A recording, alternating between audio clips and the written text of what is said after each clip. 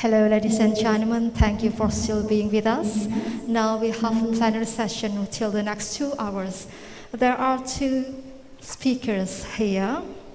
First is Professor Taifur Mahmud, who's already with us now from the Oregon State University, United States, and the Associate Professor Lim Boon Hui from the University of Malaya, Malaysia.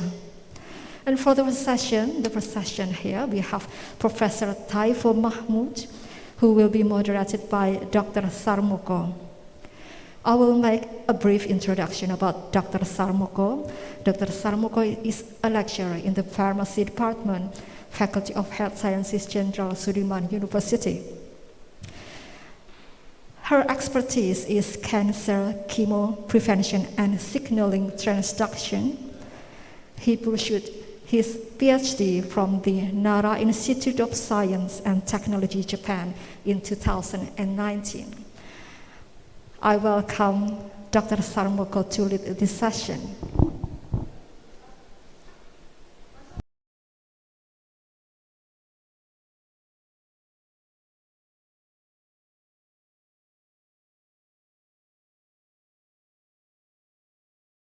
Assalamualaikum warahmatullahi wabarakatuh.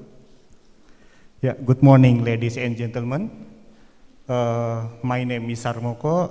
It is being a great honor for me to be moderator in the 4th International Conference of Health Sciences, Virtual Care, and Remote Medicine, reshaping healthcare in response to the COVID-19 pandemic. The COVID-19 outbreak is still evolving globally and remains a public emergency of international concern.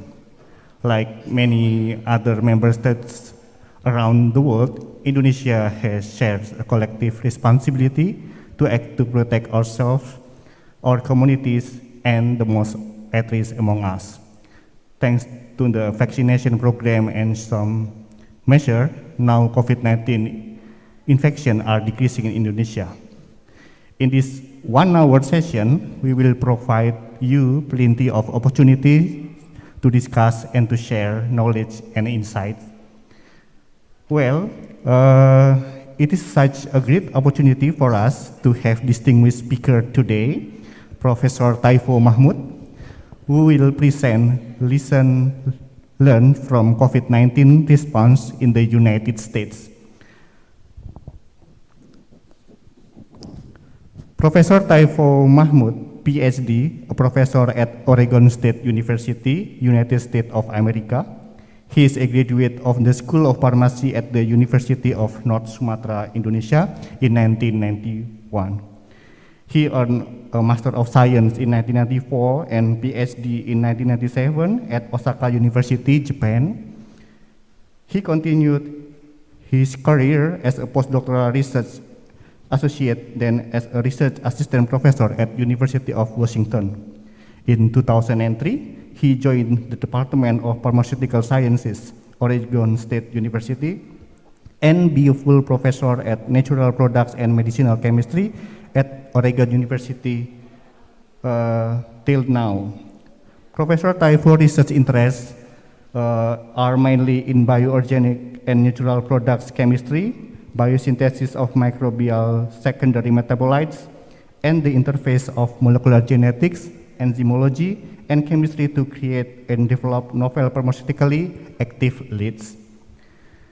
Without any further delay, please welcome to our speaker, Prof. Taifur. Time is yours for 40 minutes. Time is yours. Welcome. Thank you, moderator, for a kind introduction. Assalamualaikum warahmatullahi wabarakatuh. Good morning, everyone. So it is my great pleasure to be able to talk to you today. I would like to thank the organizing committee for giving me the opportunity to speak, especially Mr. Dadang Kurniawan, who invited me to talk. So I was asked to talk about COVID-19, something related to COVID-19. So I decided to talk about what we can learn from COVID-19 response in the United States, where I'm at currently. And if I may, I would like to share my slides.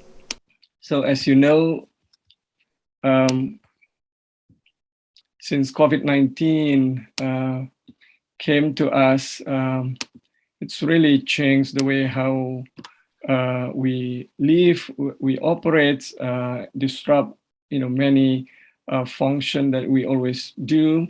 Obviously, it was completely new virus disease that many people or most of us didn't expect, and we didn't know much about these viruses or virus, and then we didn't have any medication to treat the disease. So it has been really challenging times, and then in the kind of learning process how to deal with these infections. And just very quick about SARS-CoV-2, which is the coronavirus that caused the disease. And COVID-19 is the name of the disease itself. So SARS-CoV-2 is a virus from the coronavirus, or it's part of the beta coronavirus that contain a positive sense single-stranded RNA genome. As many of you know, viruses, they are classified based on their genetic makeups, whether they are DNA viruses or RNA viruses. Even DNA viruses, some of them has a single-stranded DNA, some of them have double-stranded DNA, and there are also reverse transcriptases containing viruses, and there are many different type of viruses. And coronaviruses have been around for a long time, but actually not that many of them cause disease to humans. And as a RNA or single-stranded RNA virus, when they infect our cells, usually through endocytosis, in this case, SARS-CoV-2 actually recognized the ACE2 or ACE2 receptor, then being taken into the cell. And then in our cell, the RNA genome will be released and then replicate. Some of the RNA become messenger RNA to produce proteins. Some of the RNA become the genome of the new viruses that are produced and being released and infect other cells, right? So this is a very typical replication process of RNA viruses. And particularly for SARS-CoV-2 virus, it caused a lot of problem to us because it's bind to ACE2 receptor that can cause direct cytotoxic effect, but also by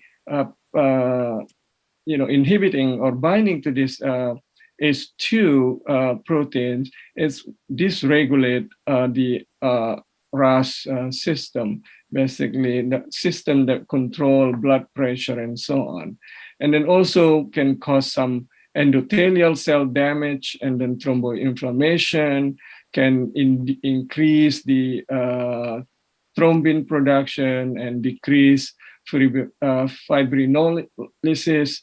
And in the end, it's called coagulation in our blood vessels. So that's really can cause problem to people, especially to elderly and people with high blood pressure, with diabetes, and so on. And also can dysregulate immune response. And more recent study have shown that people who are infected by SARS-CoV-2, their dendritic cell production is reduced.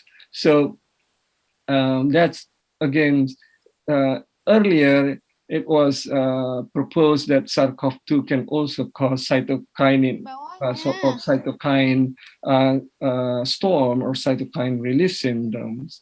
That could be the case as well. But in general, this virus can cause so many different different problem in our body. And even though the main target is our lung, but actually there are a lot of different places that the virus can cause problem, can cause neurological problem. You will lose your taste or your smell, perhaps, can cause hepatic problem, cardiac problem is the most also significant, and many others. And many people, or some people, when they got COVID-19 disease, or they are infected by this virus, sometimes they have this prolonged symptom. That's what they call by the long haul or long haul COVID. All right. And how are we doing? Or well, at least we are not doing very well, right? In terms of how we respond to this disease.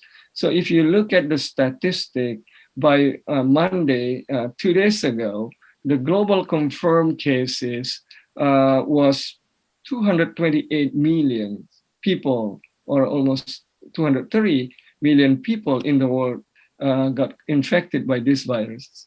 And then almost 5 million people died worldwide. So that is a big number of people died because of this disease. And unfortunately, in the US, it's about 18% of this number actually occur in the US. So it's kind of embarrassing and shameful, especially that this happened in the country where, the facilities and the technology is quite advanced here.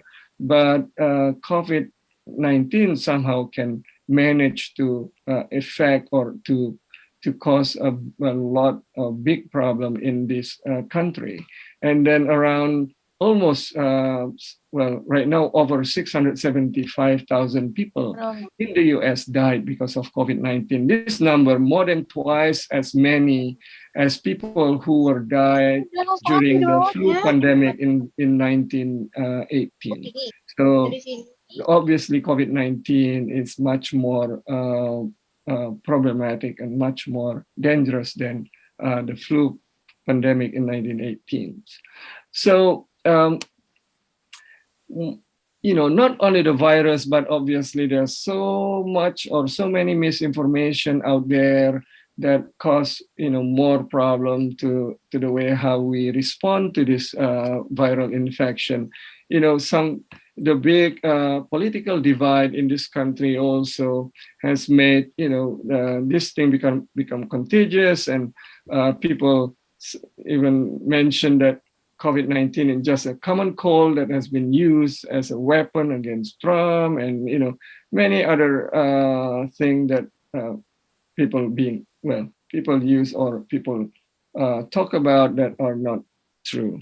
So, but indeed, on their defense, there are coronaviruses that cause common cold. So common cold is one of the disease that commonly infect people for centuries, or maybe for as long as humans have been around, human beings have been around, that we have all these several different common viral diseases.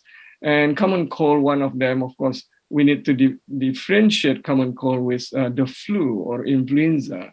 So I know in Indonesia, sometimes we don't differentiate them, anything you call the flu, but common cold usually is caused by rhinoviruses, coronaviruses, only 4 different variants or strains of coronaviruses that cause common flu so far, and then adenoviruses. And of course, there are many other viral infection that we know of, and many of them have been controlled very well by using vaccination, right? By using vaccine when we are little, and some of them, like smallpox, has been eradicated because of vaccination. So vaccine is a really good option to deal with viral disease. And those people who believe coronavirus only, just like common cold, they didn't realize that actually coronavirus is not one virus, right? So many different viruses, coronaviruses. And if you recall, it's around 2002 to 2004, there was a very scary SARS disease or severe acute respiratory syndrome. About 8,000 people was infected in a very short period of time, and more than 700 people died. But fortunately, that virus was contained very quickly, so didn't have the chance to infect people, that many people in the world. And then we know MERS, which is this is Middle East respiratory syndrome, also caused by coronavirus, was discovered in Saudi Arabia in 2012 originally, and these viruses have been around for almost 9 years now. Even today, from time to time, you hear people get infected by MERS. Amazingly, this MERS is transmitted, or the host is camels. So people have been riding camels, eating camels, dealing with camels for centuries. We didn't have this problem. Suddenly, in 2012, people get infected by coronavirus through camel.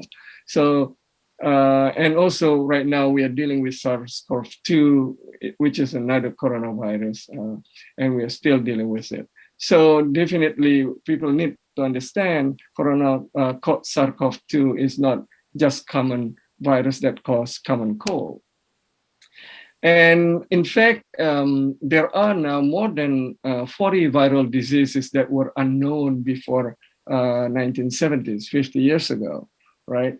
And then also they spread geographically much faster than any time in history. And that's really reasonable, or we can think about that more, we can take that, because if you see how fast people move nowadays, even before this COVID-19 hit us in 2019, it was estimated that 4.5 billion airline passenger travel in that year alone. That's not include train travelers and buses, travelers and ships and so on.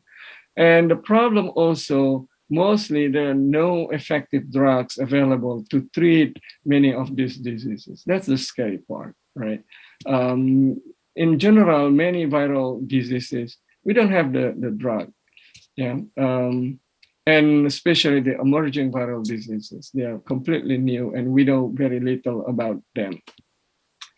And of course, when we had problem with SARS-CoV-2, many people try to find medication, drugs, and a number of drugs have been proposed and have been tried, have been used. Unfortunately, they are not supported by clinical evidence. And it's based on anecdotal or based on somebody's experience, personal experience, but no clinical data to support their use. These are a number of them that I think that attract most attention, like hydrochloroquines. This is anti-malarial drugs. Azithromycin, this antibacterial drug, this macrolide antibiotics, doxycyclines, and other antibiotics that being used as a preventive medicine for malaria. More recently, ivermectin, which is an anthelmintic, right? And then oseltamivir is a anti-influenza drugs, or the antiviral drugs, but it specifically inhibits neuraminidase enzyme of malaria, of flu viruses. So, and then, so for a while, this drug have been entertained and have been used. But if, as a medicinal chemist, if you look at their chemical structure, it is hard to believe that they can really kill viruses. But of course, if there are clinical data, or there are at least some kind of scientific data to support that, of course we can accept that. But without clinical evidence, using this type of drug, especially the one that has very strong side effect, would be a mistake, right? And if, in fact, this drug misinformation costs lives. Early in March 2020, was reported that a man in Arizona died and his wife was in critical condition because they took chloroquine phosphate that they found from their fish tank cleaner. So apparently fish tank, the pet shop would, they also sell this chloroquine phosphate to clean the fish tank, and these people somehow they took this when they feel unwell, when they feel like they got COVID, and then they took chloroquine phosphate and they died.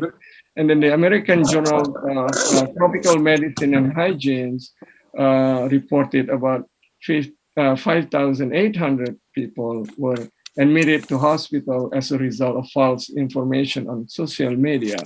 Right? Of course, FDA have been trying to warn people how dangerous hydroxychloroquine to be used without prescription. And then, of course, BBC also reported that hundreds of people died because of COVID-19 misinformation. More recent report in Nature Communication really show that hydrochloroquine is indeed associated with increased mortality in COVID-19 patients. So people who, many people, many of them, they are not even, healthcare providers, but they basically endorse the use or push people to use this hydroxychloroquine, some government official as well. So that was a crazy idea. And then even more recently, in September 2021, that has been reported that poison control centers reported a surge of ivermectin overdose calls. So around 245% jump in reporting exposure cases only for 1 month, from July to August. So ivermectin, again, this is a anthelmintic. It's not being used to treat viral infection, right? And then, of course, the dosing is being used once a year, and then you don't want to take this medicine every day because of the side effect and toxicity. But luckily, we have some option as therapy for COVID-19. Most of them, I would say, they are not very good, but they provide some benefit, perhaps to severely ill COVID-19 patient. So in the US, there are 4 at least have been approved or received this emergency use or utilization approval. Number 1 is remdesivir. Again, if you look at the structure of remdesivir, you can tell this is a nucleic acid-like compound, which is reasonable to be used as antiviral drugs, right? Many antiviral drugs contain this nucleotide or nucleoside like molecules, because viruses, they replicate and they need this nucleic acid or nucleic acid, like regular nucleic acid, to make either DNA or RNA to make their genome. And then in Asia, in Japan and Korea, perhaps, or China, so Avigans has been used, maybe in Indonesia as well. Again, if you look at the structure, it looks like nucleic acid. So this makes sense as well. And indeed, it's being developed for the treatment of flu, although clinical study shows that perhaps this drug is not very helpful, especially for patients that have been ill for many, many days. The people who have been admitted to hospital, perhaps this type of drugs are no longer useful. So the suppressants like dexamethasone and then this monoclonal antibody tocilizumab is being approved or received this emergency utilization or emergency use approval by the FDA, and then also baricitinib. These are, but this particularly used for patients that have been hospitalized, that's really been suffered from COVID-19 disease. And convalescent serum and monoclonal antibodies, even though it's being used, but has not received the emergency use authorization because, well, currently it's still being used as investigational drugs. Right? But of course, then many people then decide, well, think about, okay, if that's the case, let's think about our immune system, how we can boost our immune system. Of course, even in that space, there's so many misinformation out there. Every day you hear new information about, how to boost your immune system. So sometimes you don't really know what to do because on Monday maybe you take this, on Tuesday you take that, and so on and so forth, right? But let's think about our immune system first. So we have two immune system. One we call it innate immunity, and then the other one is adaptive immunity. So innate immunity is non-selective, it's already there, that will protect ourselves from outside infection, or from infectious agents. Can be divided as physical defense, like the skin, that's physical defense, and chemical or biochemical defense, like enzyme that we have in the saliva or in acid in the stomach, that's a chemical defense. And then cellular defense, of course, we have this monocyte like macrolides or dendritic cell, we have granulocytes, and then we have mast cell, and so on and so forth. And then adaptive immunity, we have antibody-mediated immunity, usually B cell that produce antibodies, and then cell-mediated immunities like T cell, like cytotoxic T killer cells, right?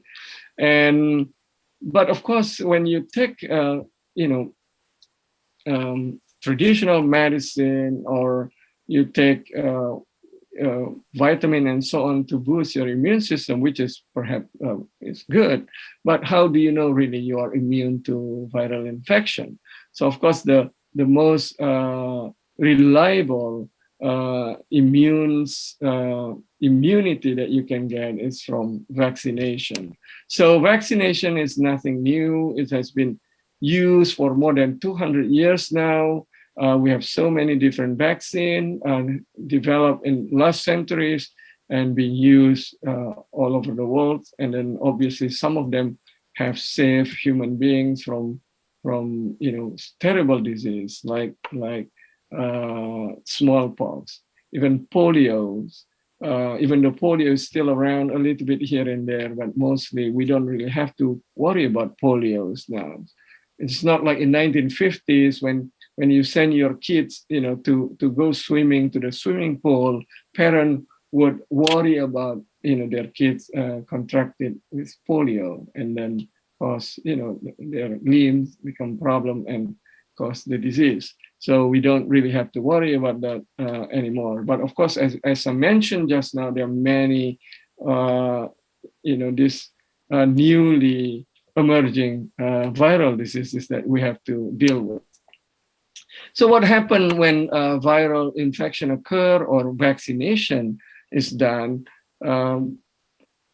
To those of you who are not very familiar with the immune system, how immune system works, perhaps this slide would help a little bit, so that when we have virus or antigen get into our body, of course, our innate immune system or innate immune cell will react first. And like this macrolides, the macrophage would engulf, the virus or the antigen and process that, and then become an antigen presenting cell that would present a fragment of this antigens, and then communicate that with the CD4 cell, which is the T helper cell. So based on the response of the CD4 cell, you either can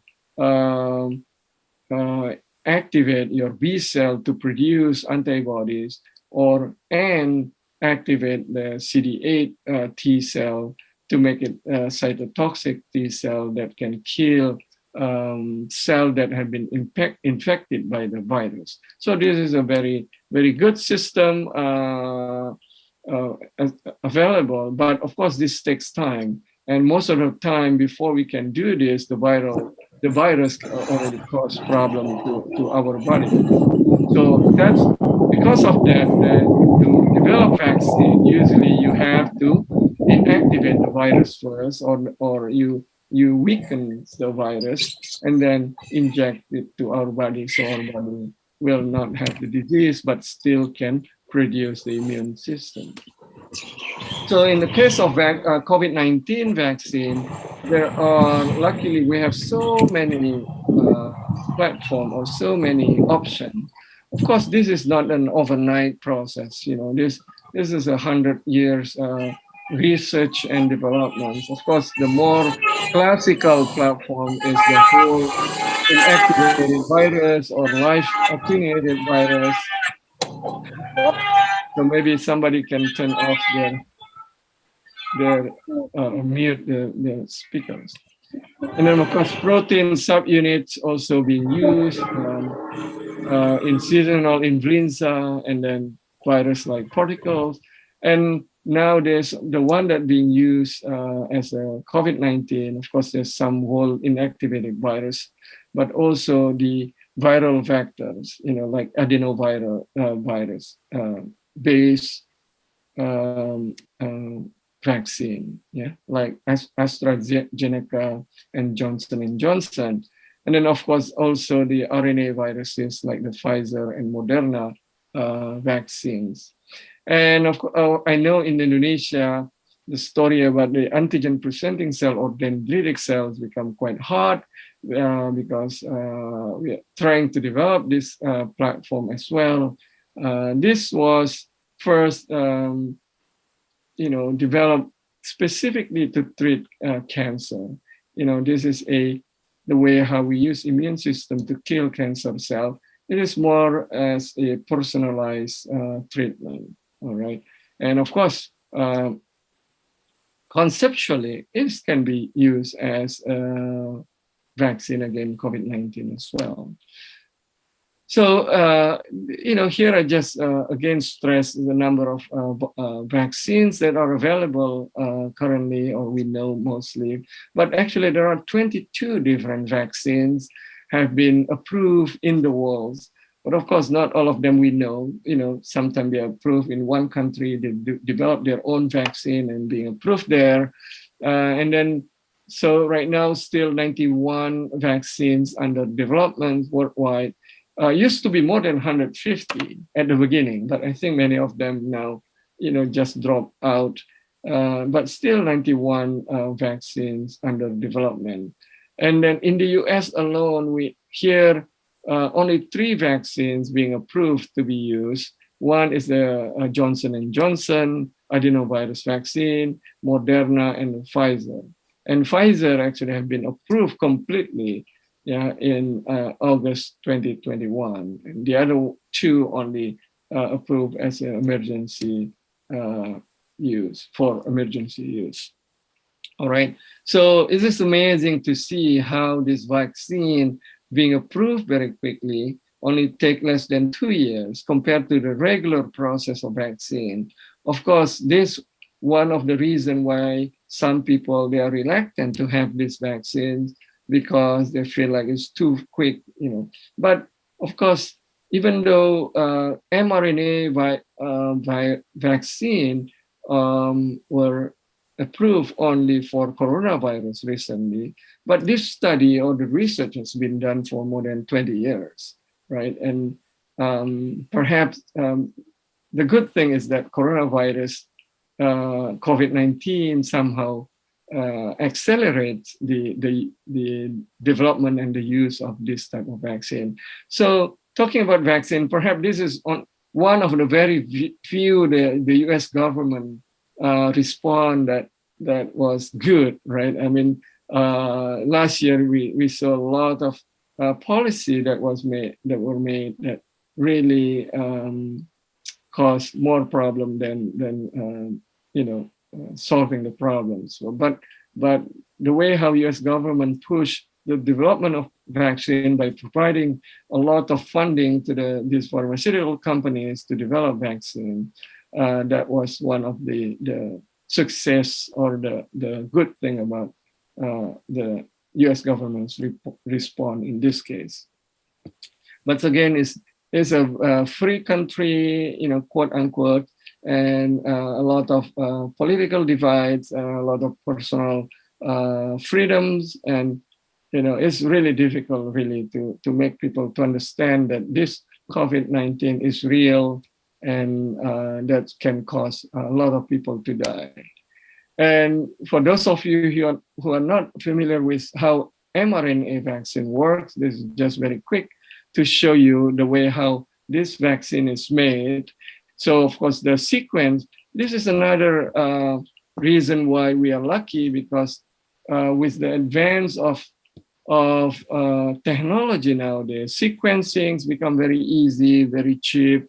Once people are isolated or identify the virus, and then they can quickly sequence the genome, and it's being shared worldwide. And then people can look at the sequence, and then looking at the sequence of the spike proteins, on the outside, which is the antigen that will be recognized by the immune system, and using that sequence to produce mRNA that you can synthesize and then package it in the lipid nanoparticle. So this is the technology that have been studied for many, many years, because putting this mRNA into lipid nanoparticle is not easy. So this is a technology that is very important. And then when this lipid nanoparticle being introduced into our body, it's fused into our muscle and dendritic cells, and then the dendritic cell will produce spike protein and express it, and then present it to the B cell and T cell and activate the immune system. Well, present it to T helper cell, but then activate B cell and T killer cell. All right, and then of course B cell would produce antigen, or to produce antibodies that would neutralize the antigen or neutralize the virus. And then cytotoxic T cell will kill the cell that has been infected by the virus. And of course also we produce memory cells that will stay in the body, that when the virus, next time the virus infect us, then our body already can recognize that virus, and then specifically or selectively neutralize the virus. So that's the way how mRNA vaccine works. And then very quick about dendritic cell approach. So this is the way how, it's quite unique way that we need to take the blood from an individual, and then separate the dendritic cell from that blood, and then incubate it in vitro with the antigens, and then basically induce the APC, or let the dendritic cell to process the antigen and present it as an antigen presenting cell. And then this cell is then injected back into the same individual by hoping that this APC would communicate the fragment of the antigens to the T helper cell, and then through that, of course, will activate B cell and T cell and produce, antibodies and cytotoxic T cell as well. So definitely, this area is the most important and different, from other type of vaccines. This was developed by IVIDA Biochemical in California, and of course, it's being studied now in Indonesia. And then in the US, there are a number of variants of concerns. And as you know, there are so many variants of SARS-CoV-2 now. Some of them, variants of interest, but variant of concern, that the one that caused problem in the country or in societies. And so far, we know about alpha variant, beta variant, gamma, and delta. And then this information, I think, is very interesting to see. So in June, early June, you see the beta variants, only about 20-25%. And we have here in the US, we have a lot of alpha variants. But within 3 months, now it's almost 98% of people here in the US that are infected by SARS-CoV-2, they bring Delta variants. That shows that Delta variants can really infect people much, much faster and perhaps can cause more severe illness and death. All right. So, and then these variants, of course, we cannot stop them. As long as they can infect people and replicates, that's where this variation occurs. You know, when the variation occurs significantly and cause different serotypes, then you get new variants, and presumably they are more dangerous than the original one. So that's kind of is worrisome because of, you know, if we don't really control that, presumably we will have to face more and more dangerous variants. But vaccination works in the U.S. You know, states that have very high rate vaccination, even only in this case at least one vaccine dose, has less cases of COVID. States that are less vaccination rate or lower vaccination rate, they have higher cases. All right, and then the effectiveness of COVID-19 vaccines have been studied, and then more recently, this is published in the New England Journal of Medicine just last week from a big study using a test negative design, analyzed 41,000, more than 41,000 admission to the hospital or emergency departments, well, around 187 hospitals, and then 21,000 visit to 221 emergency departments or urgent care clinics for 6 months. So they look at those, involve adults over 50 years old that have COVID-19 like illness. Doesn't mean they have COVID-19, but they have this symptom.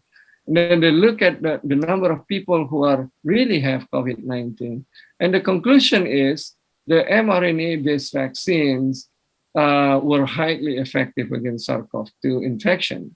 So about 90% effective. The Johnson & Johnson adenovirus-based vaccine also effective, but at least a bit less than the mRNA-based vaccines. This data, very quickly, just to show you, is very interesting. This is Pfizer vaccine. Well, yes. You have 1 minute left. Yeah, let me finish in 2 minutes. So this, okay, you know, the number of patients unvaccinated, 20,000, and then 18% of them have SARS-CoV-2. But the one patient who have, you know, dose 1 or dose 2 or fully vaccinated, actually the number is less. But even that, the number of SARS-CoV-2 is much, much less. So this is, interestingly, if you only have 1 dose, the protection only 33%, or in this Moderna case is 68%. So definitely you have to get 2 doses, and then you have to wait 14 days after the second dose. That will give you a maximum protection. So like I said, J&J give still effective, but less than the mRNA vaccine. So of course, you would say, well, still people get sick even though they have vaccination. Yes, that's true, but most of them are elderly people or people with underlying conditions. And then also, even though they got sick, they don't die. Many of them, the death rates is only 0.004%. This is my last slide. So this is worldwide. If you see the trend of COVID-19 cases, you know, it's up and down. So every 2 months you see this spike, the peak, and then it's going down and go up again, right? Even though now we have less COVID-19 cases, you cannot be, satisfied at this point, because you don't know what will happen in a month or 2 from now. That's even though we have more vaccinated people, but still the number of vaccinated people is still very low. And then you see the trend is going down right now. So we need to push this further to make sure that more and more people get vaccinated. So as summary, I believe all of us here agree that SARS-CoV-2 is a serious infectious agent that can cause significant morbidity and mortality. And then unfortunately, misinformation about the virus and medication, very widespread. We have to be careful about them.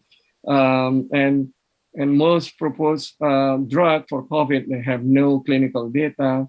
But vaccine, fortunately, are very effective.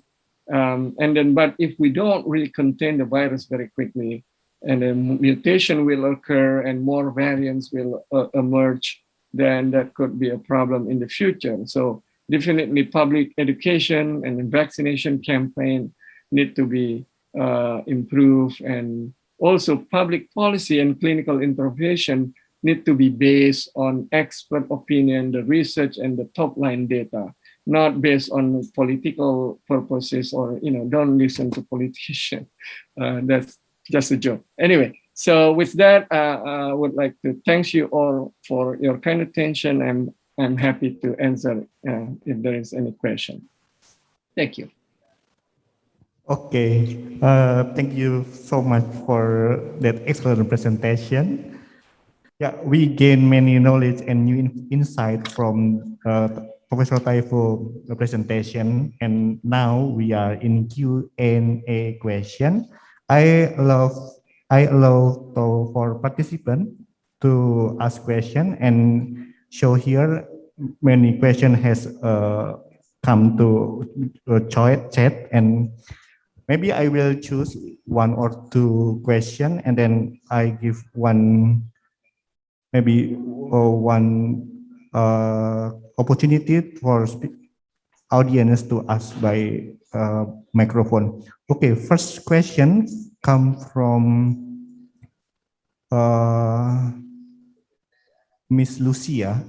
So, dear Prof. Taifu Mahmud, related to vaccine, do you think that this program will be established as a must for everybody in the future to prevent next pandemic?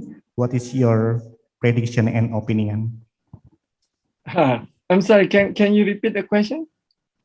Okay, related to vaccine, do you think this program will be established as a must for everybody in the future to prevent next pandemic? What is your prediction and opinion?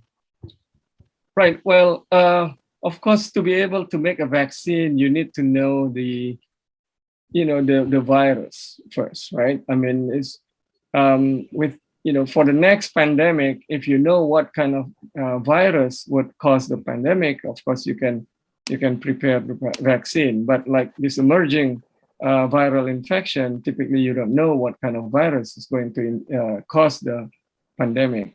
But if you know, so like I said, the availability of sequencer or high throughput or state-of-the-art sequencing technology that really help us to quickly, once we identify the virus, we can quickly sequence the genome of the virus. And then the mRNA technology is the breakthrough technology, because once you know the sequence of the say spike protein of the virus, then you can quickly synthesize the RNA, and then you can put them into this lipid nanoparticle for injection. So basically, like I said, the lipid nanoparticle development was challenging before, and then once you have that, any load, the RNA or DNA load, or typically RNA inside, I think that should be fine. Then basically in the future, I would think people can develop vaccine very quickly. And so again, the problem also with the emerging viral infection, typically we don't have drugs.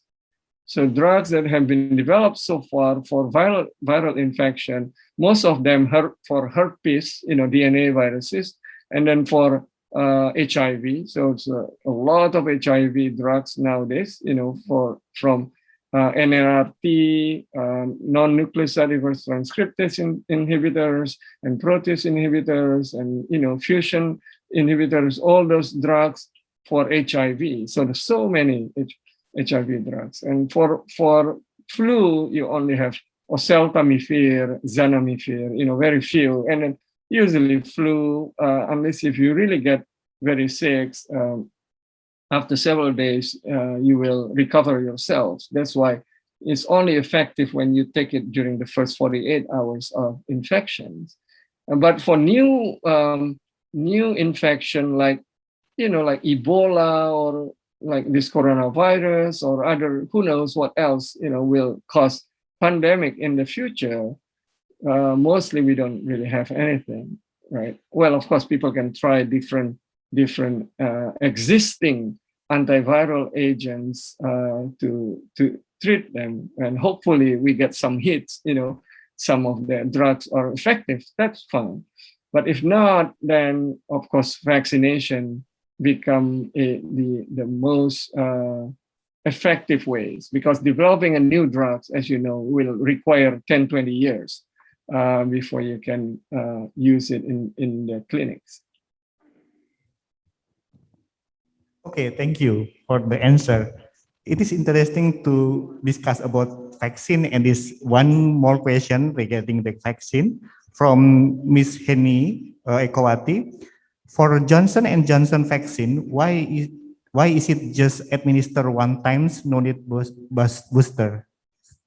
So yeah, the Johnson and Johnson vaccine, the platform is different. It's a adenoviral based, adenovirus based vaccines, and based on their clinical studies, they believe one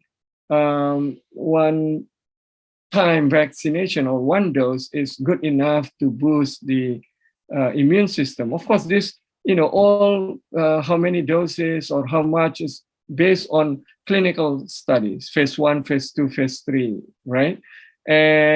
But now, more recently, Johnson and Johnson also realized their vaccine is less effective than mRNA vaccines, particularly against the Delta variants. So they are now entertaining the idea of providing a second dose of Johnson and Johnson. So in the future, Johnson and Johnson also will be 2 doses perhaps to get. And then they just reported yesterday, then from their study, if they give a booster, a second dose of Johnson and Johnson vaccine, and then the effectiveness went up to 95%.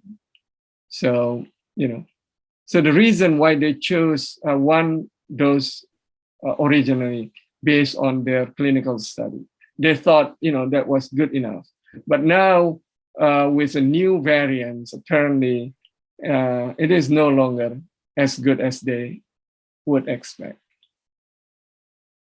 Okay, thank you. Yeah, because no raise hand in the chat, so I continue to next question from Miss Kartika. Thank you for great presentation, Prof. Taifu Mahmud. I really enjoy it. I'm Kartika, and I'd like to ask about dendritic cells-based vaccine. I read that having this as a mass vaccine production is laborious in terms of production. Do you think it is worth for a government vaccination program, or maybe only knowledge or niche purpose? All right, it's very good questions. And I know this is a contagious issue in Indonesia, but well, we are scientists, of course, we just have to say what we think, with dendritic cells, like I said just now, it is developed to treat cancer patients, because cancer patient, different cancer or different patient, they have different type of cancer, right? And it's more personalized approach. So they would take their cancer cells from the patient, and then challenge the dendritic and also the dendritic cells from the patient and challenge it outside, and then put it back in there. But for viral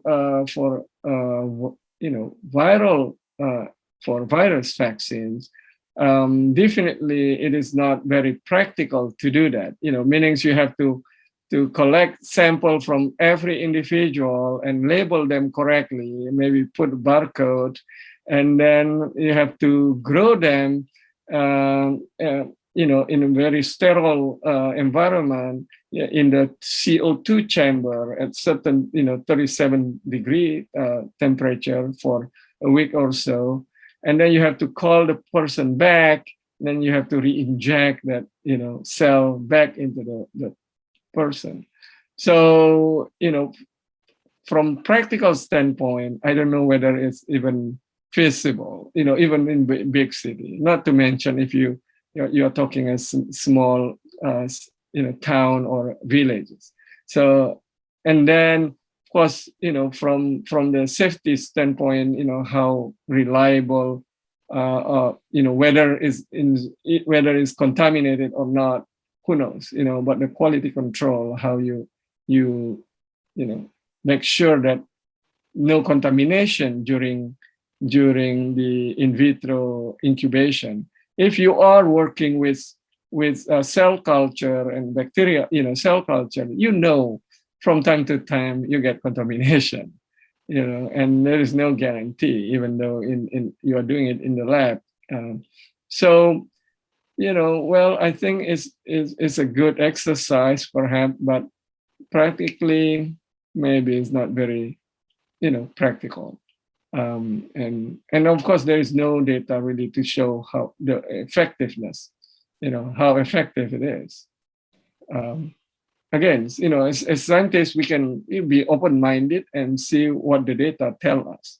As long as if the data are supportive, and then there's a mechanism that you can, the facilities that you can provide to make it to happen, well, why not? But, so far, based on the data and based on what we know about how the process is done, perhaps it is not very practical. Thank you. Okay, thank you. It's such a wonderful presentation and also a nice question and answer session. Okay, now we are in the end of the session, and maybe some point I can write here. So some agent has been developed for treatment for COVID-19 as a drug repurposing, such as remdesivir, chloroquine, dexamethasone, ivermectin, etc. And we also believe that vaccine is effective way to prevent or preparing for us for the next or ongoing pandemic. And the last, thank you for Mr. Prof. Taifu for your presentation, and thank you for your participant has attending this session. Enjoy the rest of the ICHS conference, and thank you for your attention. Wassalamualaikum warahmatullahi wabarakatuh. Thank you very much. Assalamualaikum warahmatullahi wabarakatuh. Thank you very much, Professor Taiful Mahmood, and also the moderator, Dr. Sarmoko. It is an honor to have you in this conference, also with a very interesting topic, because it is very related with the things that is going on in this community, in our community. And as an appreciation from our university, we would like to present a certificate for the moderator and also for the speaker. Please, the operator, display the certificate. Yes, this is for the speaker, Professor Taiful Mahmood. Thank you. And yes, we will send this by email to you. And for moderator? Okay, good. Thank you, Dr. Sarmoko and Professor Taiful Mahmood. We hope to see you again next time. And for the next speaker is Associate Professor Lim Bun Hui from the University of Malaya, Malaysia, with moderator Rifki Festiawan. I will make a brief introduction about Rifki. Rifki is a lecturer from the Health Education Department at the University of Jenderal Soedirman, and his expertise is physical education learning and sports science. He earned a master's degree from the Yogyakarta State University and is currently the doctoral candidate for Program Center for Sports Sciences, University of Malaya, Malaysia. I welcome Rifki to lead this session.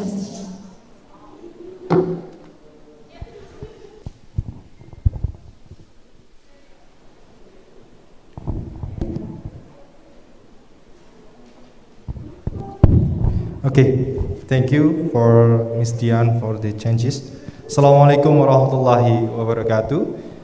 Good morning, ladies and gentlemen. Welcome to the second plenary session, and allow me, Rifki Festiawan, to guide you as a moderator at this event. So, ladies and gentlemen, as we all know, COVID-19 has a very broad impact on life, and especially the world of health. And the world is currently struggling to stop the pandemic that has lasted since 2019 and is trying to recover from all sides of life that have been affected.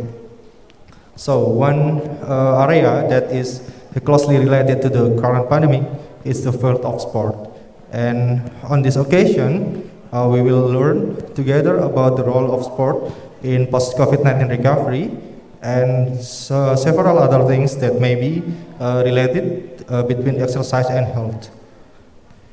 And the speaker in this session is a practitioner in the field of exercise and sports psychology. And before we enter the core session, for the first, I will read the curriculum vitae from the speaker. So our speaker is named Associate Professor Lim Bun Hui, and he is currently active as a lecturer at the Center for Sport and Exercise Sciences, University of Malaya, Malaysia. And he served as director at the Center for Sport and Exercise Sciences from 2015 until 2016. And from 2019 to 2020, he served as deputy director and academic at the University of Malaya. And he obtained his doctoral degree in 2011 from the University of Malaya. And his area of expertise is performance and perception or relaxation skills and psychology intervention. For the publication, he has published many journal articles every year. One of the most recent journal published is Exploring Talent Cultivation of College Student Athlete for New Venture and Entrepreneurial Psychology of New Venture Entrepreneurs. And the article is published in the journal Frontiers in Psychology, which is indexed in Scopus and Web of Science. Besides being active in the field of education and research, he is also involved in several national and international level organizations, one of which is International Federation of Physical Education, Fitness and Sports Sciences Association, and as advisory board since 2017.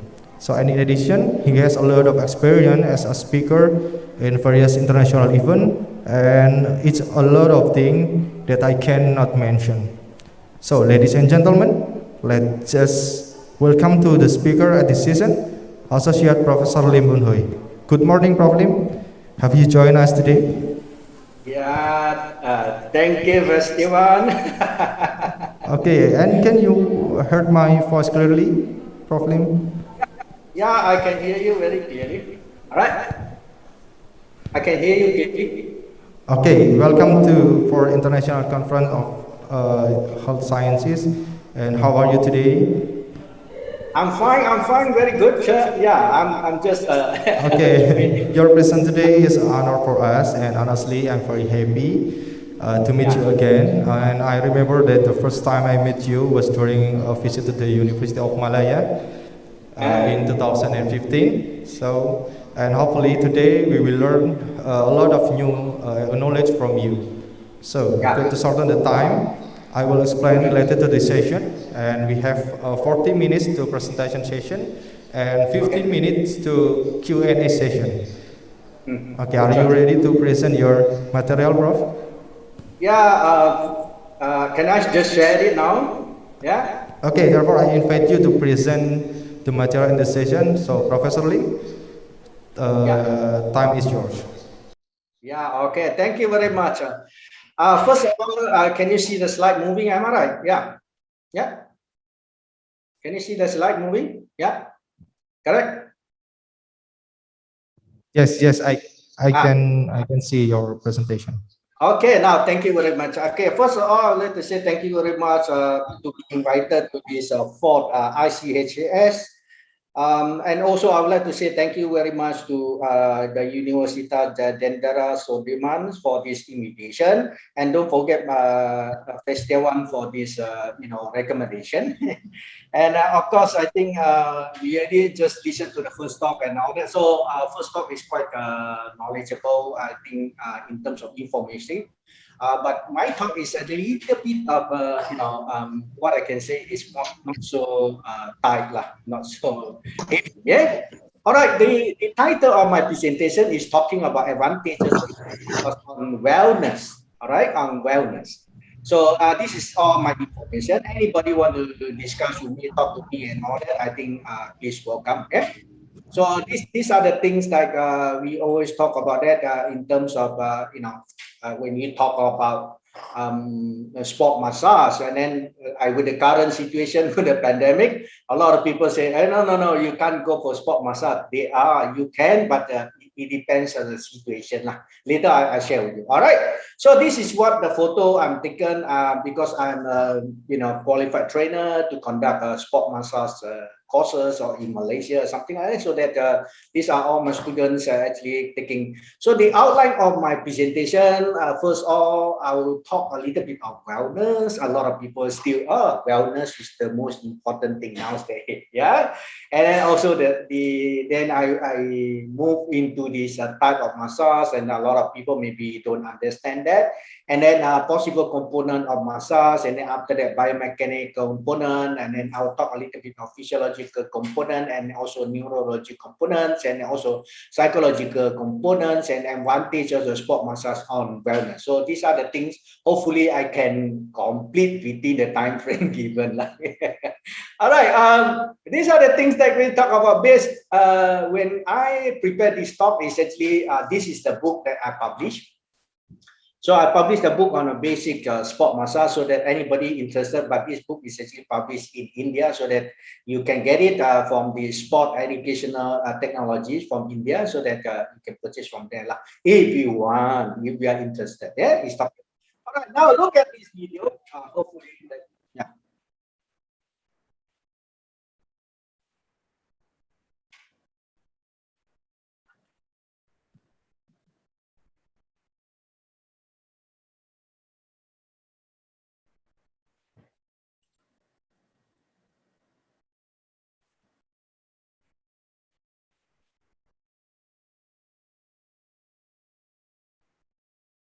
I'm so sorry.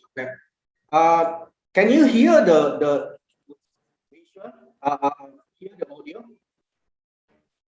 I'm sorry, I can hear the voice from the video. I try to set it up, but I just cannot get it. It's okay. This is the video that actually I conducted a course, a demonstration to the one of the boss because before he want to employ me to do this course, and then that's why he want to try first. This is all the actual one, the photos and then. So what is wellness? Because I think this course is talking about ICHS is also talking about wellness. So wellness is actually categorized by the sense of well-being reflected in the optimal functioning, health-related quality of life, meaningful of work, and also contribution to the society. So this is what the previous researcher have been, they return this kind of word. They talk about wellness. All right, and then also the most experts believe that wellness is the multi-dimensional construct. It's not only single. but it's multi, yeah, because sometimes you feel that your physical is okay, but your mental maybe not okay. That means your wellness is not, so-called 100% good, yeah.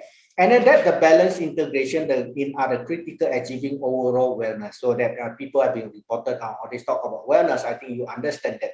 So other than that, you talk about wellness can be therefore be described as an active and dynamic process where the person take control to themselves and make the choices toward a more balanced and healthy system. I mean, why you see dynamic, it means that the situation keep on fluctuate and keep on changing, the situation different and all that. And toward the improve the quality of life, because people, you might live in, but the question is quality of life not there. Maybe people live with very sad, in terms of physically, in terms of psychological, in terms of spiritual, in terms of socially, in terms of environmentally, and also occupationally, to create a best chance to resilient to the stress and the disease and all that. So that during this pandemic, a lot of people have to keep up their wellness, because if you didn't keep up your wellness, what happened is that disease might attack you anytime. So this is very, very important. Yeah. And also, and then now I move on to the next part, is actually because my focus is on the massage, the sport massage. So massage have been used to rehab, rehabilitation, and also relaxation for the 1,000 years around the world. I think everybody know that. Indonesia also very famous in terms of sport massage, Indonesian massage and all that. All right. So the massage treatments have been administered actually approximately 45% of the total time in the physiotherapy treatment. Even physiotherapy treatment, they use about 45%. Other than that, they may use some equipment or maybe some instrument to maybe do a treatment. But massage is still consists of 45%. This is the study reported. So this is based on the study. It's not me come up with the figures or something like that. So other than that, we can talk about that when the massage is used of general approaches, such as the preparations for competition, between the competition, or in assisting recovery for competition, rather than treatment for specific problem. So a lot of people, when they talk about sport massage, they saw that sport massage means that the person already got problem. It's actually not. It's not. Yeah. So let me clear that. Sport massage is actually on maintenance per se, and physiotherapy is more on treatment. Means like people already got injured, they want to recover faster. That is need treatment. But maintenance, like our car, let's say 5,000 kilometers, you need to change of engine oil. That is called treatment. And let's say the part is not working, your car, the part is not working, that means you have to change the part or repair the car. But that is called physiotherapy. When they come, therapy means repair. So that massage is always not a repair. Yeah, but of course a little bit helping. Yeah. All right. So a lot of people maybe make a mistake there.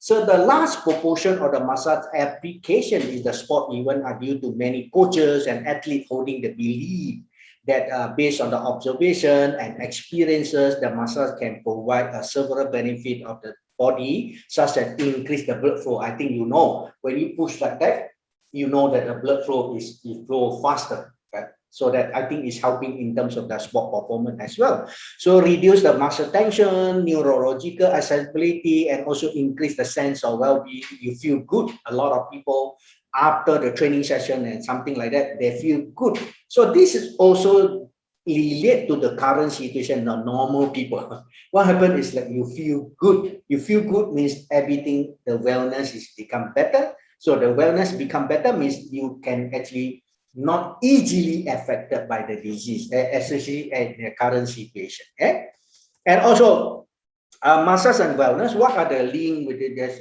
Massage may be found to be reduce stress, increase relaxation, address feeling of anxiety and tensions, and also aids on general wellness. So this is also reported recently.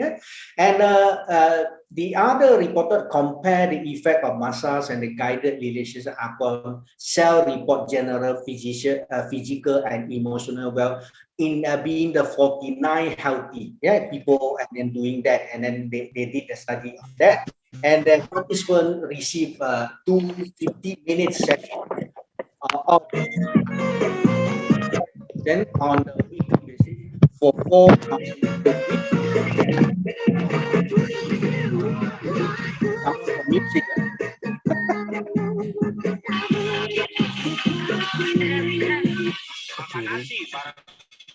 Someone got music, yeah. Additional entertainment. So that the muscles involved with the standardized protocol are comprised of 30 minutes of lying supine with a 20-minute laying prone position. So that what they did is actually, what happened when the participant emotional well-being was assessed at the baseline, 76% of the total sample have rated that having positive well-being. Okay, can you imagine that? While 18% shows that moderate emotional distress and also shows that the severe distress and all that, I mean, they are better. They are becoming better. So the results show that significant improvement of on almost all the outcome measures of the massage group, and then compared to those guided relaxation group. Even though relaxation group also good, but massage is so good, both also good. So because I'm specialized in sports psychology, so that can be, but they say massage is much better, right? And okay, you see that, and considering of this study was performed with the people who didn't meet criteria with the mental health diagnosis, the author predict that massage may be effective against severe emotional distress in the older adult as well. So these are the study that they reported. Yeah. And also, the other study also investigate the effect of massage on the self-reported outcome for the healthy adult age of 60 and above. All right. So the massage and the control group occur naturally, and then rather than being chosen by the experimental, and then also 144 participants in total, 63 who received massage, 81 who did not. So 63 of them actually out of 144 they received the sport massage. All right. So that what happened? The self-chosen massage group had higher level of education and income compared to the control group. So that they found that why they say massage group of people is actually education. They know what is the benefit. That means the education level is better because maybe the income also better. But that maybe there's called incident. But nowadays everybody is know that. What I call that massage is actually can give a wellness enhancement and all that. This might be expected as a massage is often pricely requiring higher income to support and all that. So that each time you want to go for sport massage or massage session and all that, actually you need to pay money. Am I right? So that these are the things that is actually they say from that study they say whoever choose the massage is actually their income is much better than those not choosing the massage. So they also predict that the massage could play a preventive role in decline.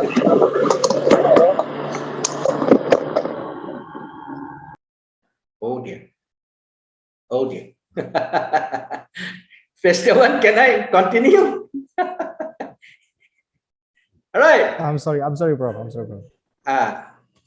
All right. Other than that, they also acknowledge that the ongoing challenge of the accessibility of the massage to the older people, owing to the financial constraint and so practically difficulty with the transportation to the clinic or something like so that even though they give a free massage in the clinic, but due to the accessibility means like maybe difficult for them to access to the clinic as well.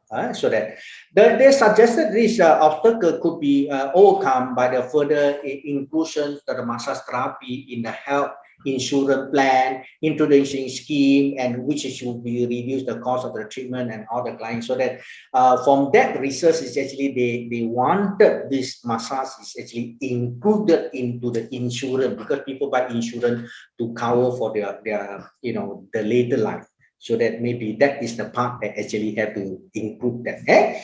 So they also discussed the benefit of increasing the availability of the on-site massage therapy in a care homes, and this this group of people, they also suggest that maybe instead of these seniors come to the clinic to get the massage session, maybe the what they call it, massage therapy or massage masseur have to move to their home and provide their services. So this is the study here. So this photo is actually when I conduct all these sessions, it's actually to all these coaches and all that in Malaysia, so that they also learn a little bit of in terms of massage, and then at the end they can provide small massage to their athlete or something like that. Like instead of you pay for the maybe the masseur to come and provide the service is quite costly, expensive.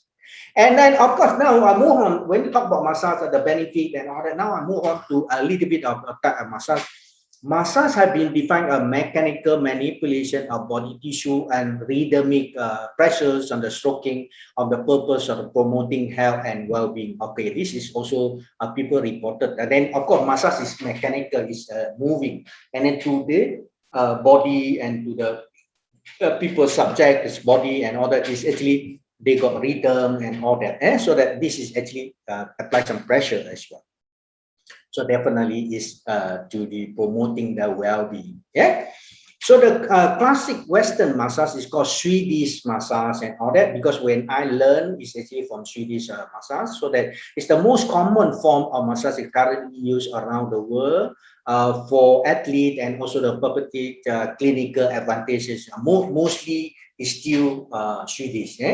I think when you talk about oil, of course, the Indonesian come out their Indonesian massage, Bali massage, and then maybe India, they come out their own Indian massage. Any country that you go in Thailand, of course, Thailand also got so many massage and all that. Chinese, in China, you go, they got so many type of Chinese massage as well. So that, but the common thing is actually in the world, in the Western and in the modern is actually when you talk about oil massage, basically they are talking about Swedish massage.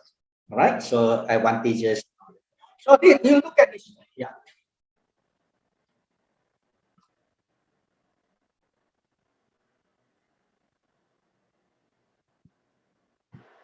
Okay, when you look at this photo, because I think this was conducted 3 months back. No, more than 3 months. Because Malaysia, during the COVID-19, we are not allowed to go for. But we can conduct this session with the proper we call it SOP. That means even the masseur have to put the mask. Number two, they must have a glove as well, so that they are, this is prevention. This is prevention during this pandemic time. So we still can go on, but you see, we're still distancing in terms of the people with the subject and all that. So that this is what I think.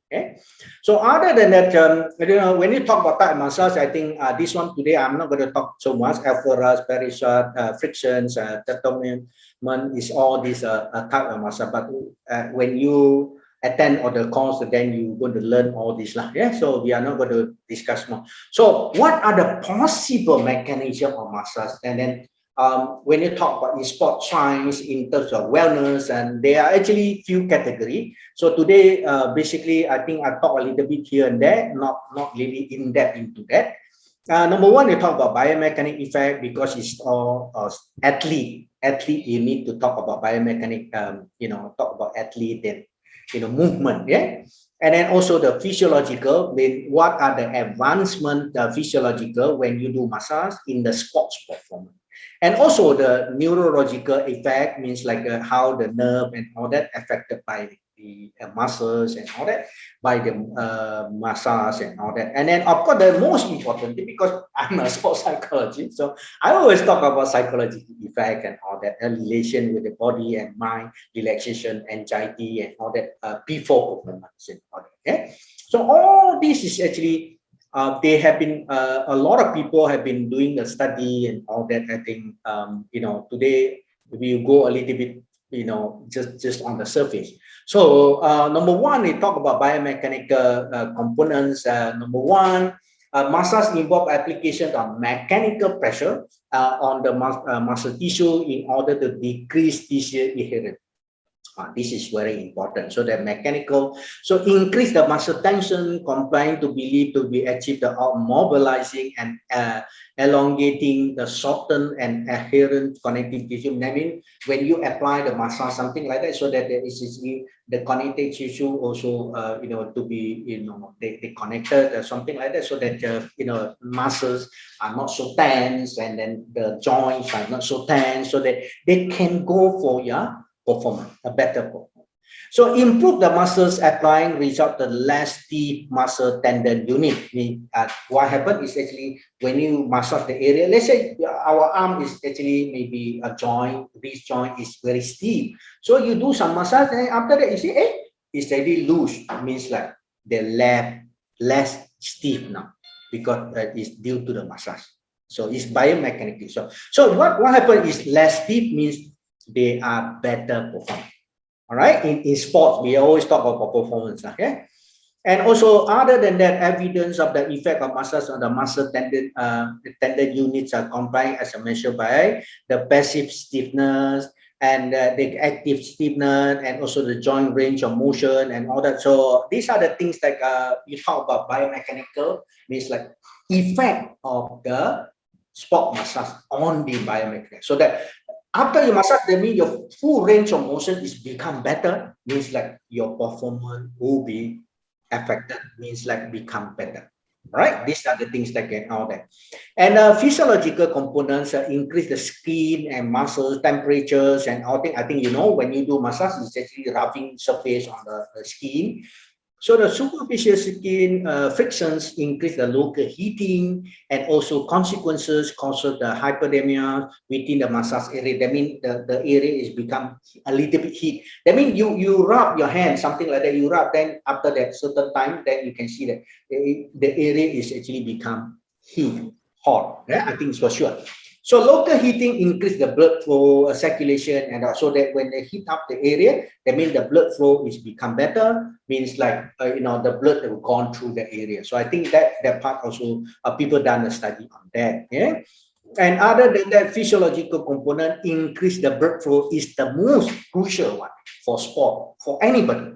So when you talk about increase the blood flow, means like one expected benefit of massage is respect the enhancing the athletic performance is increase the blood circulation. So that when your blood flow is better, circulation is better. That means when the circulation is better, what happens is they supply the oxygen, supply the nutrient to the muscle, working muscle. That means they will sustain the performance.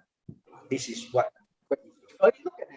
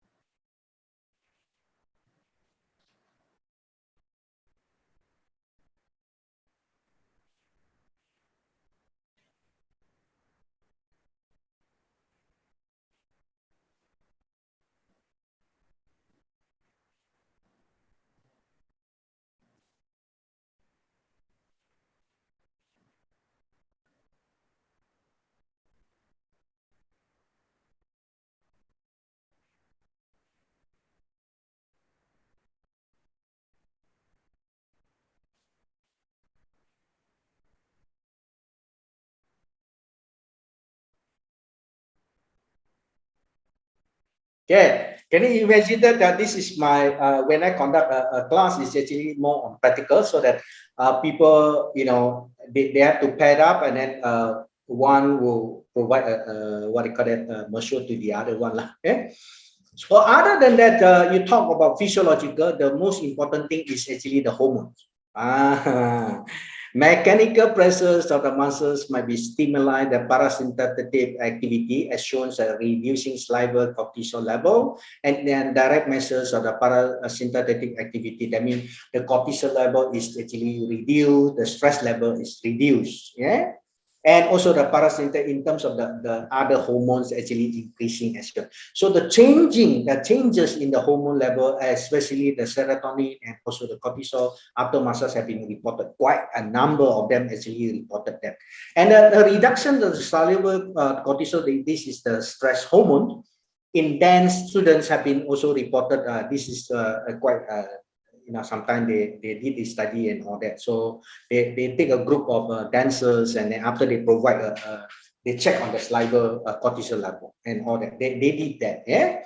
And also, other than that, I just go on a little bit on the surface in terms of the time constraint. And then neuromuscular excitability and also the hormone reflex is actually the massage believed to stimulate the sensory receptor and decrease the muscle tensions and reduce the neuromuscular excitability as a measure by the changes of the hormone reflex, H reflex amplitude, and then they actually can measure lah. Yeah. So what happened is actually when you do a massage, these are the things that the reductions of the H reflex amplitude was, considered to be due to the decrease in spinal reflex excitability and showing the specific the muscle group that had been received the massage and all that. So that they try on the different part of the body also, they actually can see the difference between that the part that they got in massage and the part that don't get the massage. They are also different. Yeah. So the neurological measurements and all that. Yeah. And also when you talk about neurological component, it's very important to talk about pain and muscle spasm for athlete, for training. Let's say you are regular jogger. You after today you run, you feel pain, and maybe the muscle spasm not easy, uneasy. So muscles have been applied in order to relieve pain. I think definitely everybody know that. That's why physiotherapy use the massage, right? And also the massage have been reduce pain by activating the neurogating mechanism in the spinal cord. So I think this is more mechanism, and then textile informations from the massage might be stabilize large fast nerve and also then block the smaller and then slower the nerve fiber to detect the pain and all that. That's why they send a message, because these are the things, so the pain might be reduced. Yeah, so these are the things like you talk about neurological, and then physiotherapy usually use the massage to break the visceral cycles of the causes of muscle spasm. Yeah. Okay. And also muscle spasm causes the muscle pain directly by the stimuli muscular sensitivity pain receptors, and indirectly by compressing the blood vessel resulting the insomnia. So these are the things that actually they don't want the muscle to be sweat. Yeah. So these are the things that we're talking about. So you can see that when I conduct this massage, it's actually more hands-on. Yeah, everything is hands-on.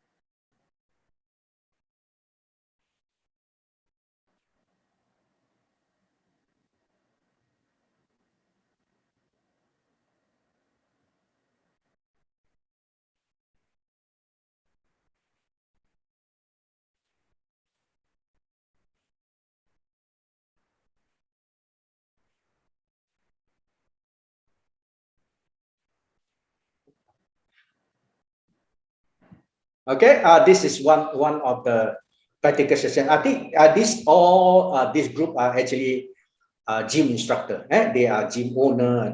So whereas mechanism that causes the relaxation in terms of psychophysiological components, relaxation is the key word. So these are the things that increase the plasma endorphin. I mean, again, the plasma endorphin, level. And endorphin is actually, the hormone, a good hormone. Yeah. So everybody knows. Yeah. So that decrease arousal level. Yeah. and also decrease the stress hormone level. That means cortisol is going down.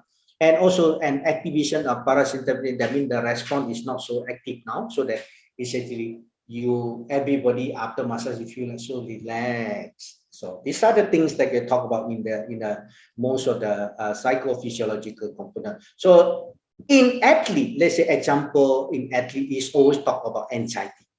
So the majority of the research of psychological area have the reported massage provide positive effect on anxiety. That means they are so so stressful, so become anxiety. So what happens is actually they go for a sport massage and then they actually calm them down. So these things have been reported quite a number of studies. Yeah. So the long-term effect of 30 minutes of massage twice a week for 4 consecutive weeks were examined the 30 dance students. Result reported what happened is even though it's only for a few weeks, 4 weeks, and they actually reported a lower state anxiety level and depressed mood subscale in the POM.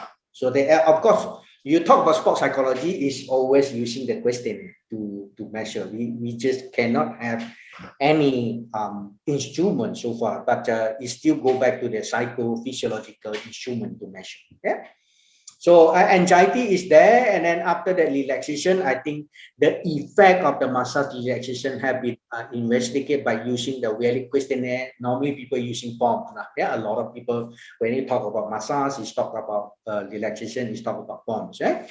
So massage application during training input the tensions and fatigue subscale of the POM, which is applicable to measure in the relaxation. So that this POM is one of the subscale is actually measure the relaxation level. Yeah.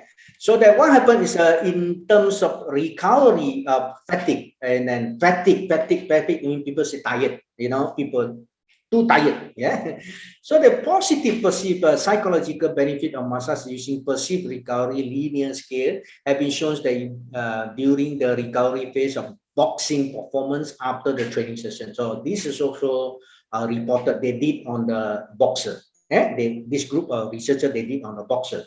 So 9 boxers reported massage positively affected the perceptions of recovery following boxing performance, and it seems to be useful recovery strategy. So that they reported that they say, the boxing after the training session, and then they go for maybe a massage session. After that, they go for another training session, because normally in the high elite level, they always have 2 or 3 sessions per day. So that in between, they need to relax and definitely they need to feel recover. If they don't feel the recovery, the next session, the training session, actually is a waste of time. So these are the things that you talk about fatigue and all that.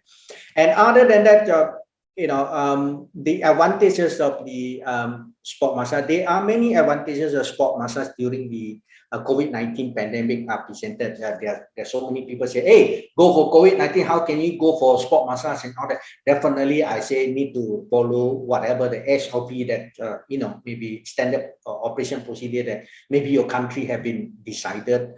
Maybe example, ventilation, maybe wearing face mask, wearing glove, or maybe the other things like essentially taking temperature. Maybe after 2 doses, like just now the earlier presenter is talking about dose, and then all this. Yeah. So that you can take all the precautions instead of just leave it just like that. Yeah. So this presentation does not claim to cure the coronavirus. Don't misconception. You thought that sport massage essentially can cure the coronavirus or COVID-19. I think that is wrong. That I didn't mention about that. So it is the fact that those weak immune system are the most likely to catch the virus. So again, when you are more relaxed, your immune system is better. If you are anxious, you're stressful and all that, your immune system is automatically weak, really low. So these are the things. So when you are low immune system, means you are going to catch the virus easily compared to those high immune system. So for the reason of that, SOBC or massage therapy even more to evaluate the stress and tensions encountered by COVID-19 pandemic. I think during this COVID-19, a lot of people have been stressful. You cannot do this, you cannot do that, you cannot move on, and a lot of stressful event and all that. So that you should have all the proper SOP. Yeah.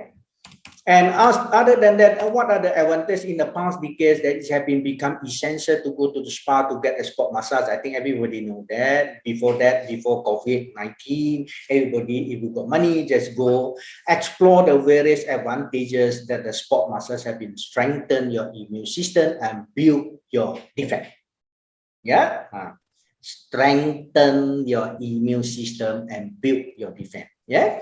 And as such, act now, see your sport massage therapy today to enhance your overall wellness. So overall wellness is very, very important to fight against the COVID-19 pandemic. Yeah. So hopefully by then, I would like to say, enjoy your session. When you go and see your massage, mashallah. So with that, I will say thank you very much. I hand it over to Festival. Thank you. Okay, well, thank you, Prof. Lim. Very interesting material, the advantage of sport massage, and I love massage, and I do that regularly. And I can learn many new things from your material. Okay, before we start the question and session, I have a question for you. Yeah. Is there any recent research that maybe you or your college at the University of Malaya have done related to a correlation between sport massage and several variables related to health in the pandemic era? Oh, at this moment, nobody been doing the study on that yet, because now I'm actually working with the private sector. You know, maybe I collected some data slowly, and then after that, I will come out a paper in terms of maybe answering your question like that. But so far, in University of Malaya, none of them have been doing that. Okay, okay. Because thank you very much, Problem. Well, yeah. Sorry. I'm the only one provide this sport massage course at this moment. Yeah. Okay, thank you very much, Problem. I hope we can collaborate in the field of research in the future. Yeah. University of Malaya and University Jenderal Soedirman University, maybe. Yeah. Okay, ladies and gentlemen, we will enter the next session, which is the question and answer session. Well, this session will consist of 2 terms, and each term will be 2 questions. And for all participants, for those who want to ask question, please submit your question to the chat box that I will read your question. Or if you want to convey directly, please raise your hand and turn on your microphone and then ask your question directly. But there is some question in the chat box, and I will read for the first one. The question from Mrs. Heni Ekowati. It is interesting presentation. I am Heni from Jenderal Soedirman University, and I would like to ask a question. Yeah. In this pandemic, physical condition is so important to avoid COVID-19. So what is the relationship between massage and our physiology to avoid COVID-19? Thank you very much. As physiological, I just mentioned about that, just presented. There are quite a number of benefits in terms of, when I presented here is more towards the athlete, but it's still the same. To the normal people, physiological is still the same. So that, I've been talking about that, physiological. Yeah, so that when you talk about that, the blood circulation, you talk about, the good hormones and all that is actually helping us in terms of fighting this COVID-19. Definitely, I just clarified that this presentation is not mean I say sport massage is actually to cure the COVID-19. No, it's actually indirectly strengthen your immune system and fight against the COVID-19. Okay? Okay. Thank you. Well, thank you for your answers, Prof. Lim. Yeah. Okay, for the second question is from Yasid Maulana. Yeah. Please. Hi, I am Yasid Maulana from Jenderal Soedirman University. The question is, what are the contraindication to sport massage, especially during a pandemic? Thank you. Can you repeat the Yes. question again? Okay, the question is, what are the contraindication? Contraindication. Yes, the contraindication between the sport massage, especially during a pandemic. Thank you. Of course, contraindication like what just I mentioned. This video, I show a few videos just now. Definitely, we don't want anybody, maybe the client, to spread the virus to the mature. All right. So, what I can say is actually we always take a precaution, prevention. So the prevention means what? Maybe nowadays, I think those already got. You want to provide a sport massage to them.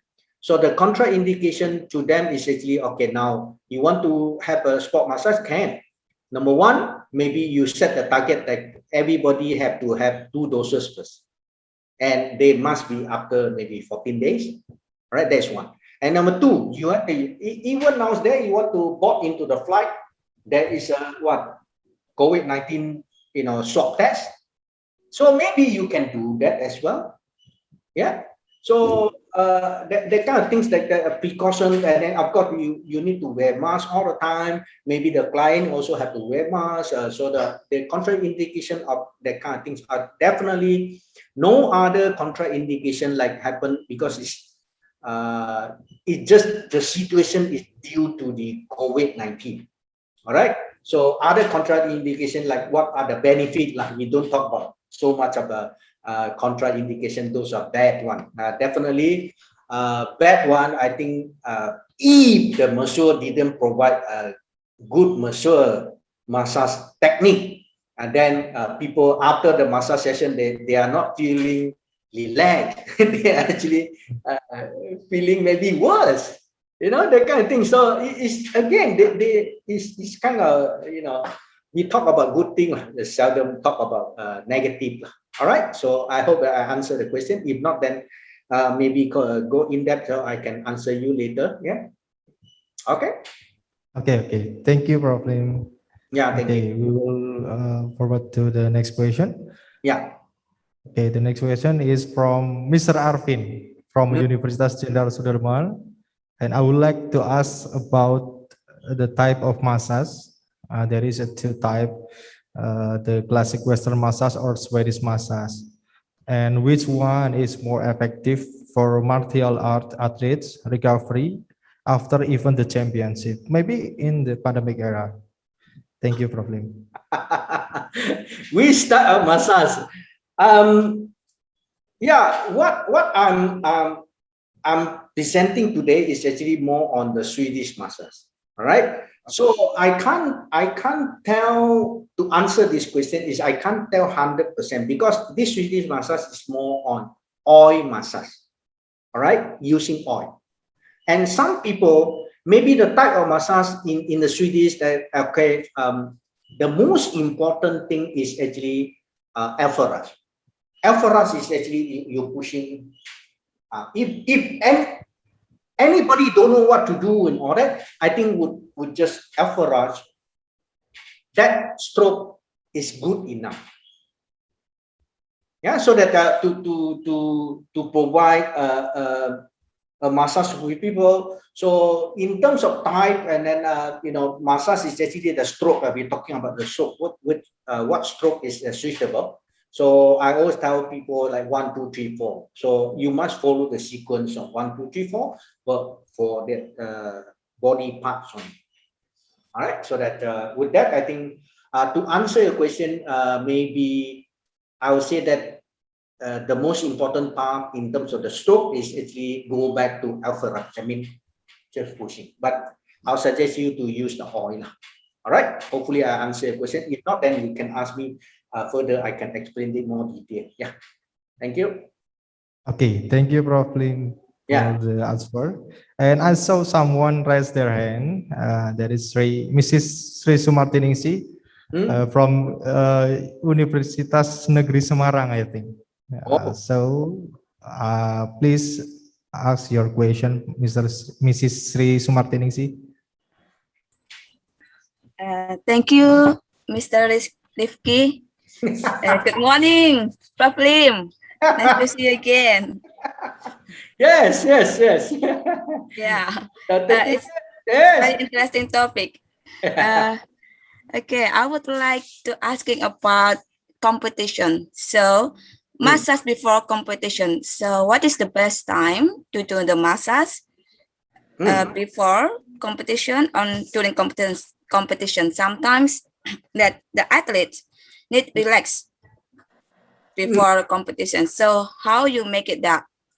Okay. And then what is the best technique for just a few minutes and then the athlete can make relax? Oh. Yeah. All right. I think you asked a very effective and a very direct question to whatever the application in terms of sport massage. A lot of people say, sport massage is good, but actually after the sport massage, they are too relaxed, they cannot perform. Yeah, that's good. Yeah, exactly. So that we have to try this sport massage to the athlete. That means during the training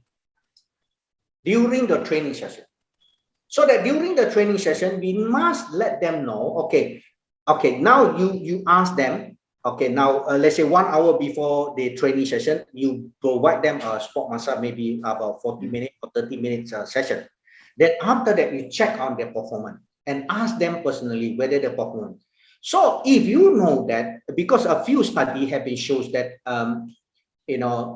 massage before, especially those aggressive kind of sports, they found that actually because they are too relaxed, the muscles, even though excitability is there, but their performance is actually going down a little bit. So I would suggest that anything you try during the training session, and if the athlete like it, or you can see that the performance is actually increased, then only apply that into the competition.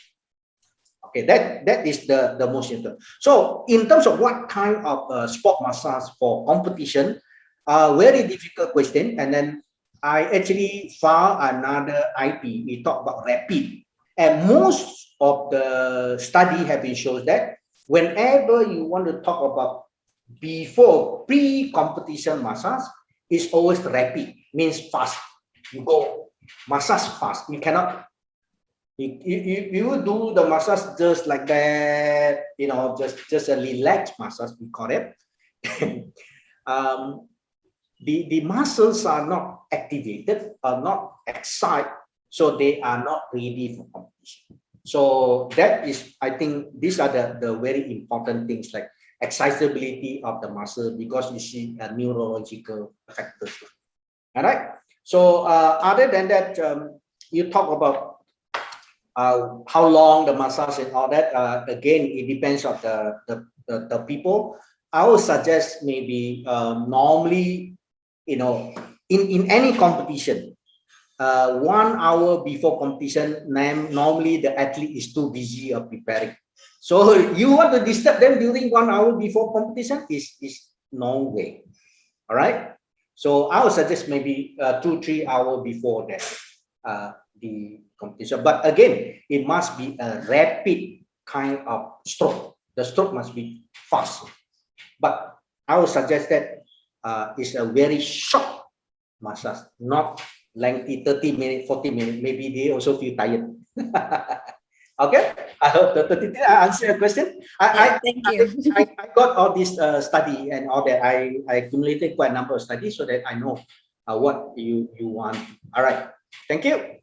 Thank you very much, Professor Lim. Again. Okay. Thank you, Mr. Rifki. Thank you. Yes, thank you very much for your question, Ms. Sri Sumartiningsi, and thank you for the answer from Prof. Lim. For the last question, I'll read the question from Dr. Susiana Chandrawati. Okay, dear Professor Lim, I'm Susiana from Medical Faculty of Jenderal Soedirman University. Yeah. We know that one of the physiological effects of massage is to increase blood circulation. And what about massage on soft tissue injuries? What things need to be considered regarding the time and condition of the injury? As we know that the initial immunotherapy for injury is called therapy to reduce blood circulation at the site of the injury. Considering that in Indonesia, it is common to do massage when soft tissue injury occurs. Thank you. Yeah, I think this is a very good question and an applicable question and all that. Of course, in sports medicine, when you talk about sport medicine, again, it's already, as I mentioned just now, people already got injured, injury. Then they come for therapy. Okay? And of course, the therapy also in terms of the certain area, let's say example, in certain open wound, they got cut or something like that. So that part is not encouraged at all to do massage. But let's say example, you know that something, that part is swollen, big, huge swollen. And of course, they need to, instead of the duration, let's say the people just get injured about maybe this morning, and then after that, maybe you have to wait for about at least 12 to 24 hours, then only you start applying massage. So it's not straight away you apply massage immediately after get injured, and then tomorrow maybe it's actually worse because the injured part is become more swell because internal breathing is become worse. So I hope that I can answer this question, because you see a lot of I think in Malaysia also people say tukang urut. I don't know Indonesia call what. Urut, tukang urut, those traditional. When people get injured, straight away they apply oil and then they go on just apply the pressure. So the internal injury and it become worse and then become worse. So I don't see is the correct one. Maybe they need to go for ice first and then go for medication to reduce pain. Then after 48 hours, or maybe 24 hours, at least one day. One day sometimes is not enough. It depends on situation. So it's worse one, then I would say 2 days is the best. So only you start slowly apply massage. Yeah. So not straight away apply massage. Okay. Okay, thank you very much, Pauline, for the answer. And I think it's the end of the Q&A session. So thank you for all participants to the participation in this session. And hopefully it can be useful for all of us. So from the material that has been presented, I can conclude that the sport massage is closely related to wellness, especially in the era of the COVID-19 pandemic. And there are many benefits that we can get from the sport massage, starting from the biomechanical effect, psychological effect, neurological effect, and psychological effect. And sport massage can be an alternative therapy in addition to doing the regular exercise. So with the end of this question and answer session, our together in this plenary session will also end. And I would like to thank to Prof. Lim for his willingness to be a speaker at today's activity. And it is an honor for us to be able to learn from you. And I hope that you will always be given health in the future. And hopefully we can meet again in another activity. So thank you very much, Prof. Lim. See you later, and wassalamualaikum warahmatullahi wabarakatuh. Thank you.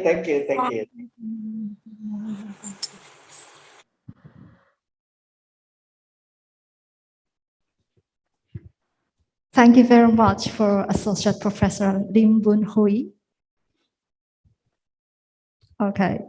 Associate Professor Lim Boon Hui from the University of Malaya. That was a very interesting topic, and we had a conversation at the backstage that next year probably we need to set for each speaker is 1 hour and a half, because from speaker 1 and speaker 2, there were so many questions. And we love that because they are related very much with the situation in our country and in our life. Ladies and gentlemen, all right, I would like to present a certificate from the Faculty of Health Sciences. Please, the operator, to display the certificate for Dr. Lim Boon Hui. All right, this is the certificate. And for the moderator, all right, moderator Rifki Festiawan. All right, thank you very much, Professor Lim Boon Hui and moderator Rifki Festiawan. We have finished for the plenary session 1 this morning. We will have a lunch break after this because it's almost 12. And please come back again at 12:30 because there will be one more speaker from Utrecht University and will be followed by our presentation at 1:30.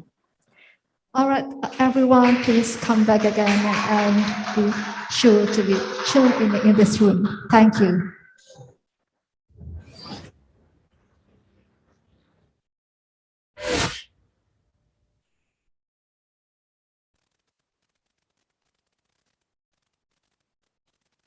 Setiap orang punya mimpi, dan setiap mimpi pasti punya cerita. Namun, cerita ini berbeda dari cerita-cerita lainnya. Ini kisah perjalanan seorang anak dalam menerbangkan mimpinya. Melalui lika-liku yang tak mudah. Hanya saja, dalam meraih mimpinya, sang anak tidak sendiri. Ada yang setia menemaninya. Mengangkatnya untuk mengudara lebih tinggi. Serta melindungi dari bahaya dunia luar kala situasi sedang gentar. Untuk cita-cita dan masa depan yang lebih indah, kami selalu menjaga. Karena kami tahu mimpi Anda untuk terbang sangatlah berharga. Bersama Kimia Farma, kami senantiasa mewujudkan Indonesia sehat. Sejak dulu kala, beranjak dewasa, hingga masa tua nantinya.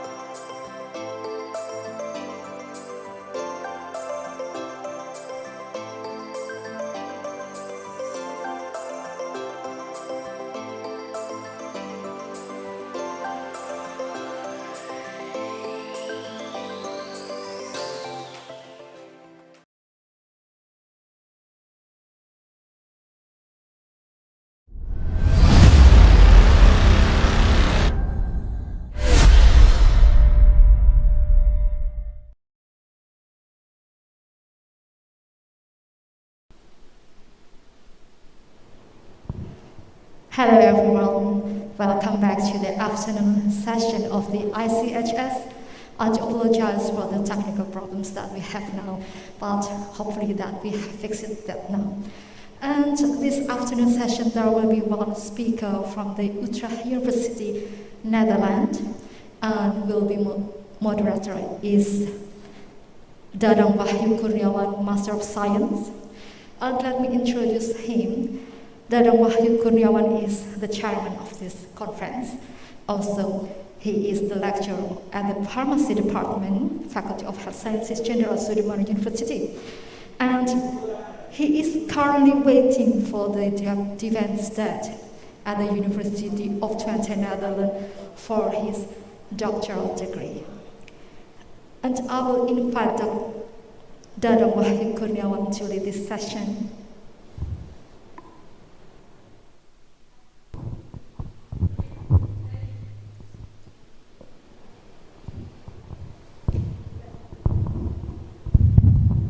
Thank you, Mrs. Dian Jusmarini.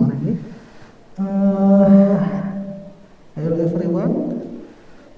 morning, because now in the Netherlands it's still 7:40 in the morning.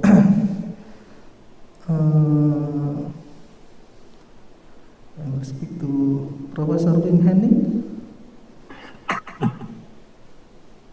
Yeah, good morning, everybody. Do you hear me? Yeah, we can hear you clearly. Okay, yeah.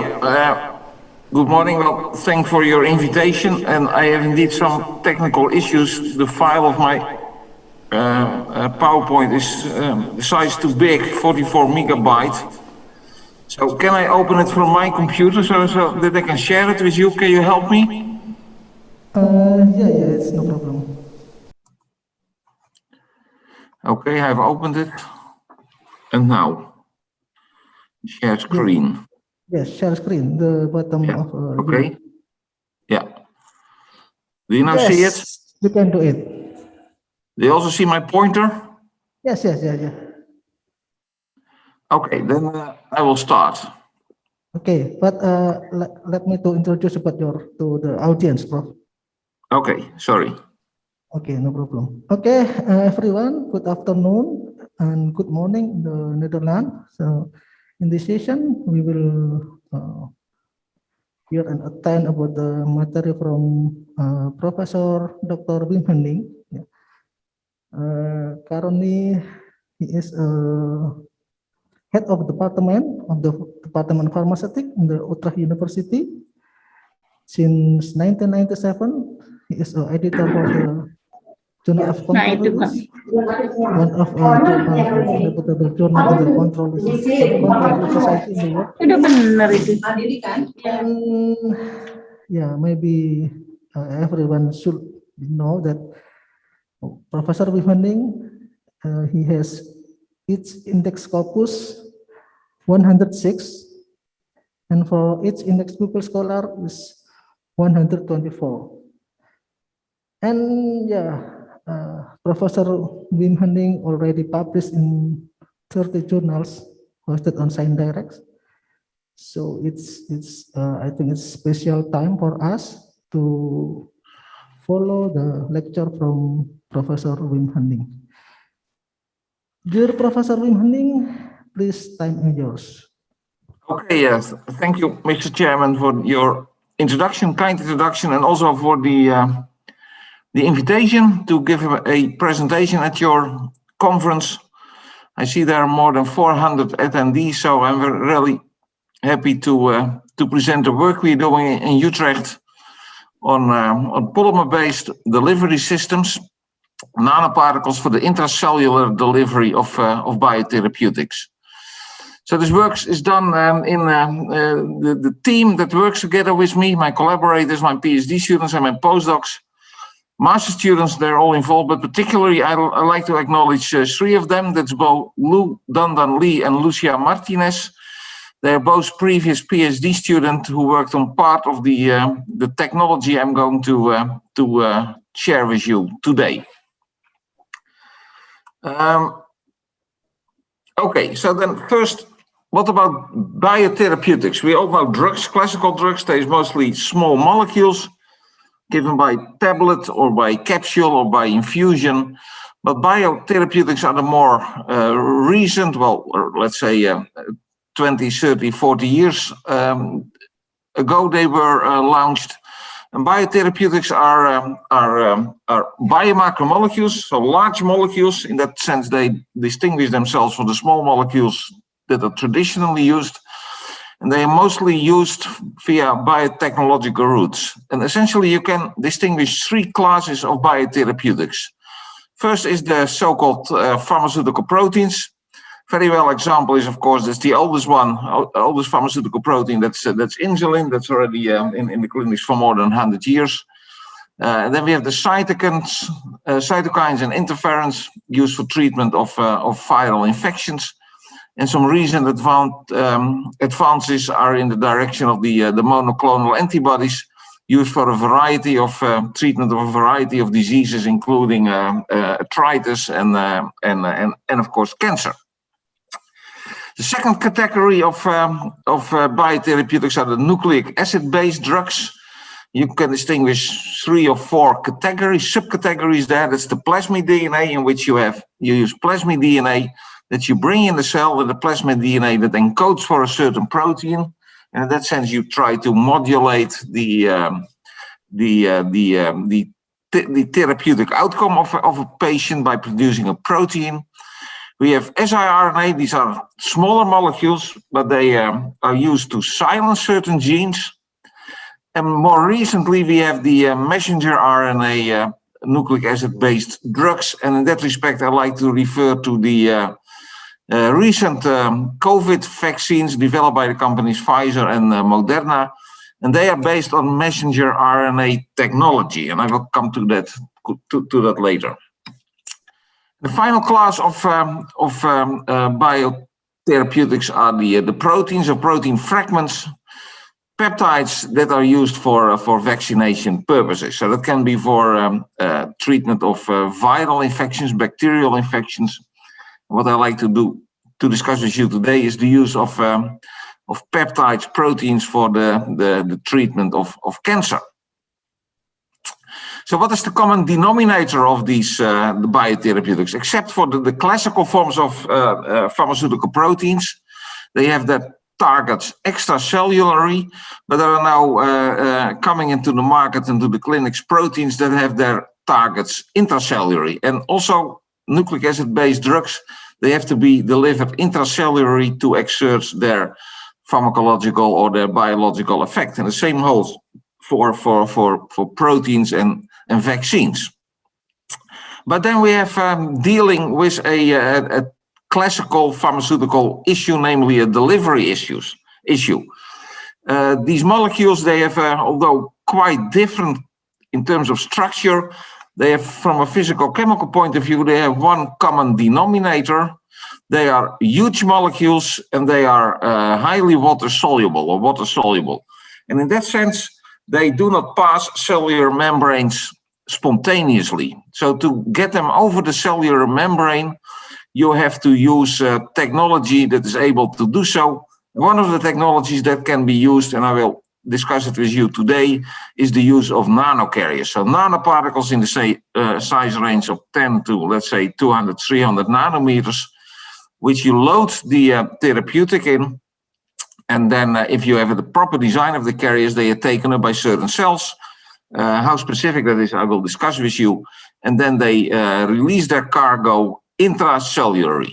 So this is the key for the delivery of the biotherapeutics. Well, the first technology I like to discuss with you is the use of a nanocarrier for cancer vaccination. Well, many cancers share 99 or even more % with normal cells, but they also some subtle changes. And one of the changes in which they differ from normal cells is that they release, or they have the present tumor-associated antigens. So these antigens are not present on healthy cells, and in that sense, these antigens can be used to induce an immune response. But in many cases, the immune response against the soluble antigens is not strong enough to kill the cancer and to kill the tumor cells. Well, then the question is, how can we then induce a stronger response? And this is the technology I like to discuss with you. That is to load them into to nanoparticles, can be of different chemical origin, can be based on lipids, can be based on polymers, can be inorganic particles like silica or even gold particles, and then target them to the dendritic cells. And the dendritic cells are the key cells, the first cells that encounter foreign particles and foreign organisms like bacteria and viruses when they enter the human body. Sorry. And the question is then, how do you then get them into the dendritic cells? How do you target them to the dendritic cell? Well, it can be due to the size, but they say normal cells digest particles up to 100 nanometers, and dendritic cells have the ability to digest even bigger particles. It can be due to charge. The dendritic cells has a negative cell membrane. So to say it simply, if you make positively charged particles, then they stick to these dendritic cells, and in that sense they are taken up.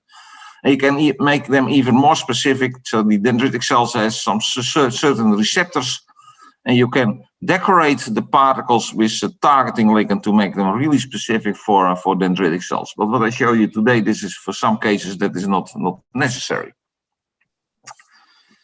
So what is the carrier we are using? So the carrier we're using for this vaccination purposes are so-called nanogels. And what are nanogels? Nanogels are nanometer-sized hydrogels. And hydrogels are networks of water-soluble polymers, and due to the fact that they are cross-linked, they don't dissolve, but due to their hydrophilic nature, they are able to absorb huge quantities of water. And the nice thing of these nanogels or hydrogels in general is that you can tune the network properties. For instance, you can tune the pore size, and the pore size is important for the compounds that you want to release. And in that sense, you have control over the release kinetics of the entrapped agents. Well, what I mentioned, by definition, they have a high water content, and the water content can be up to 90–95%. And in that sense, hydrogels or nanogels resemble normal tissue, what also has a high water content, extracellular matrices, and in that sense, they have in generally speaking, of course, there are exceptions, but generally speaking, nanogels, hydrogels have a good biocompatibility. And if you select the building blocks in a proper way, you can even make them biodegradable.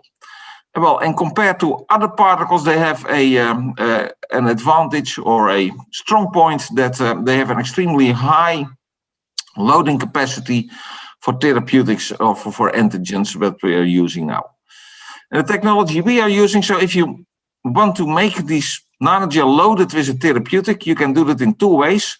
So you formulate the polymer, the water-soluble polymer, together with the biotherapeutic, and then via emulsion process, you make a nanogel particle. You then wash away everything that is not entrapped, and then you can freeze dry it for later administration to preserve the stability of the protein.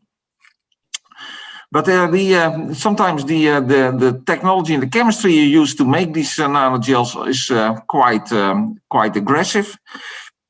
So you make use of radicals, of cross-linking agents, and these might damage the therapeutic.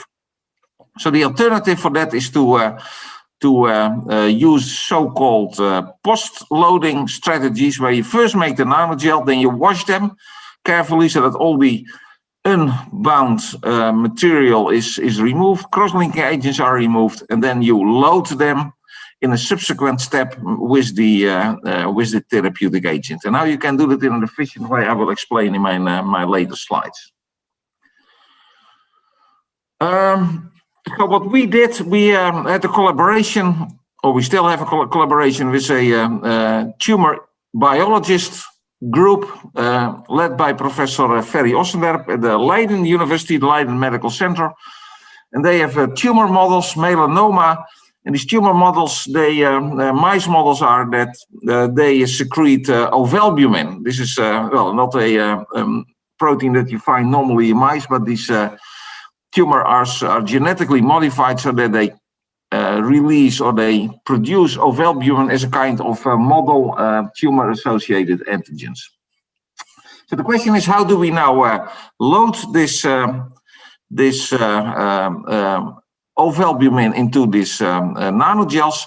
That's schematically shown in this slide. And well, to work on this, to develop this, it's one slide, but it took the PhD student done only more than 2 years to make this available for cell studies and animal experiments. But I will go over it shortly.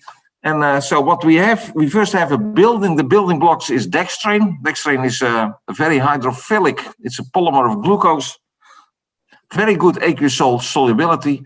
So to make it, convert it to a hydrogel, we derivatize part of the hydroxyl group with methacrylates. So dextrane forms the network of the nanogel. Then we have another monomer. So again, it's a methacrylate, so that can methacrylamide, so that can co-polymerize with the methacrylated dextrane. And the unique feature of this one that has a blocked thiol group. Why we need it, I will explain in the next step. And we also have a cationic monomer that gives the nanogel an overall positive charge. And why is that important? It's important because ovalbumin at pH 7, so we do this loading at pH 7. So we do this, so then we make this nanogel by a what we call a emulsion photopolymerization method. I will not explain the details, but then we end up with particles, with nanogels with a size of around 100 to 200 nanometers. So this is exactly the size that is suitable for targeting and uptake by dendritic cells. Well, what I mentioned, we have the backbone is the network is dextrane. We have this blocked thiol group, and we have these cationic groups that gives the nanogels an overall positive charge. Well, that's important because we use ovalbumin, and ovalbumin at pH 7 has a negative charge. So you can imagine that these particles are able to absorb if you design the network density in the proper way, they are able to absorb this protein due to electrostatic interactions. So we do this at very low ionic strengths, but if you then bring it back to normal ionic strengths, physiological ionic strengths, then the protein is rapidly released. And that's not, of course, what we want, because we want to keep the protein in a nanogel, and we only want to have intracellular release of the ovalbumin. So the question is then, how can we then retain the protein into the nanogel? And then we did it by chemical modification of the protein. So the ovalbumin has some amine group. We can derivatize this with this. We can block thiol group. We can remove this acetyl group with hydroxylamine. Then you get a free thiol group, and the free thiol group is a thiol exchange reaction with this blocked pyridyl group. And in that sense, the protein is immobilized into the nanogel network. Well, to summarize it, we first make the nanogels, then we modify the protein, then we remove this protecting group, we bring it at low ionic strength in contact with the nanogels, the protein is absorbed by the nanogel, and then due to thiol exchange reaction, it's immobilized into the hydrogel network. So the question is then, how do we then envision that the protein is released in the intracellular environment of the cell, the dendritic cells? And the trick is that this disulfide bond can be cleaved by glutathione. And in the extracellular space, the concentration is very low, but in the cell, the concentration is high, 2 to 5 millimolar, and that is sufficient to break this disulfide bond, and in that sense, the protein is then released. This is the cartoon where I explain it in more detail. I should mention that this is a dendritic cell. This is the nanogel. Of course, this is not on scale. The dendritic cells is something like 10 to 20 micrometer. The nanogel is 200 nanometers. So this is a huge size difference. But for sake of clarity, I make the nanogel a little bit bigger. So here again, we have the nanogel with the protein immobilized, the ovalbumin, via a reducible disulfide bond. This is stable in the extracellular environment, but once the nanogel is taken up, and due to the high concentration of glutathione, the disulfide bond is broken and the protein is released into the intracellular, so in the intracellular space, and is then digested and presented in MHC class 1 molecules. I will come to that later. So first is the first thing we did as well. This is on paper, so how we design the particles. But then we before going to in vitro and in vivo studies, we first did a very simple experiment to check whether this protein is indeed stably entrapped in the nanogel and is released in a buffer with glutathione. So here we did the following experiment. So we first load the nanogels with ovalbumin, so this is unmodified ovalbumin, so we have a very high loading. But at normal physiological ionic strength, so we load them at low ionic strength, then bring the particles, the gel particles in PBS, so 150 millimolar sodium chloride, and then we see that we have a very extremely rapid release. And again, this is not what we want, but it does show that the protein is able to penetrate into the particles and is also able to leave it again. On the other hand, if we take the nanogels in which we chemically conjugated the ovalbumin, then you see, well, we incubated for 10 hours almost with PBS and hardly any protein was released because the disulfide bond is stable. However, if we then add glutathione, then within minutes, the protein is released from the nanogels. So again, this is an in vitro assay and simply in a buffer solution. Then the next question is, does it also work with dendritic cells? Well, it's difficult to see the release of the protein intracellular. You can do that with fluorescent techniques, but what we look at release in the dendritic cells. So we incubate the nanogels with dendritic cells, and then after a certain time, we add CD8 T cells, and once they see the digested ovalbumin, so the ovalbumin is released in the intracellular, in the cytosol of the dendritic cell, is then digested and presented in MSC class 1 molecules.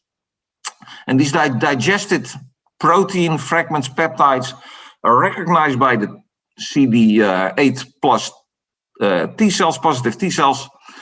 They are activated, and it's translated into the expression of an enzyme which you can easily detect with a substrate.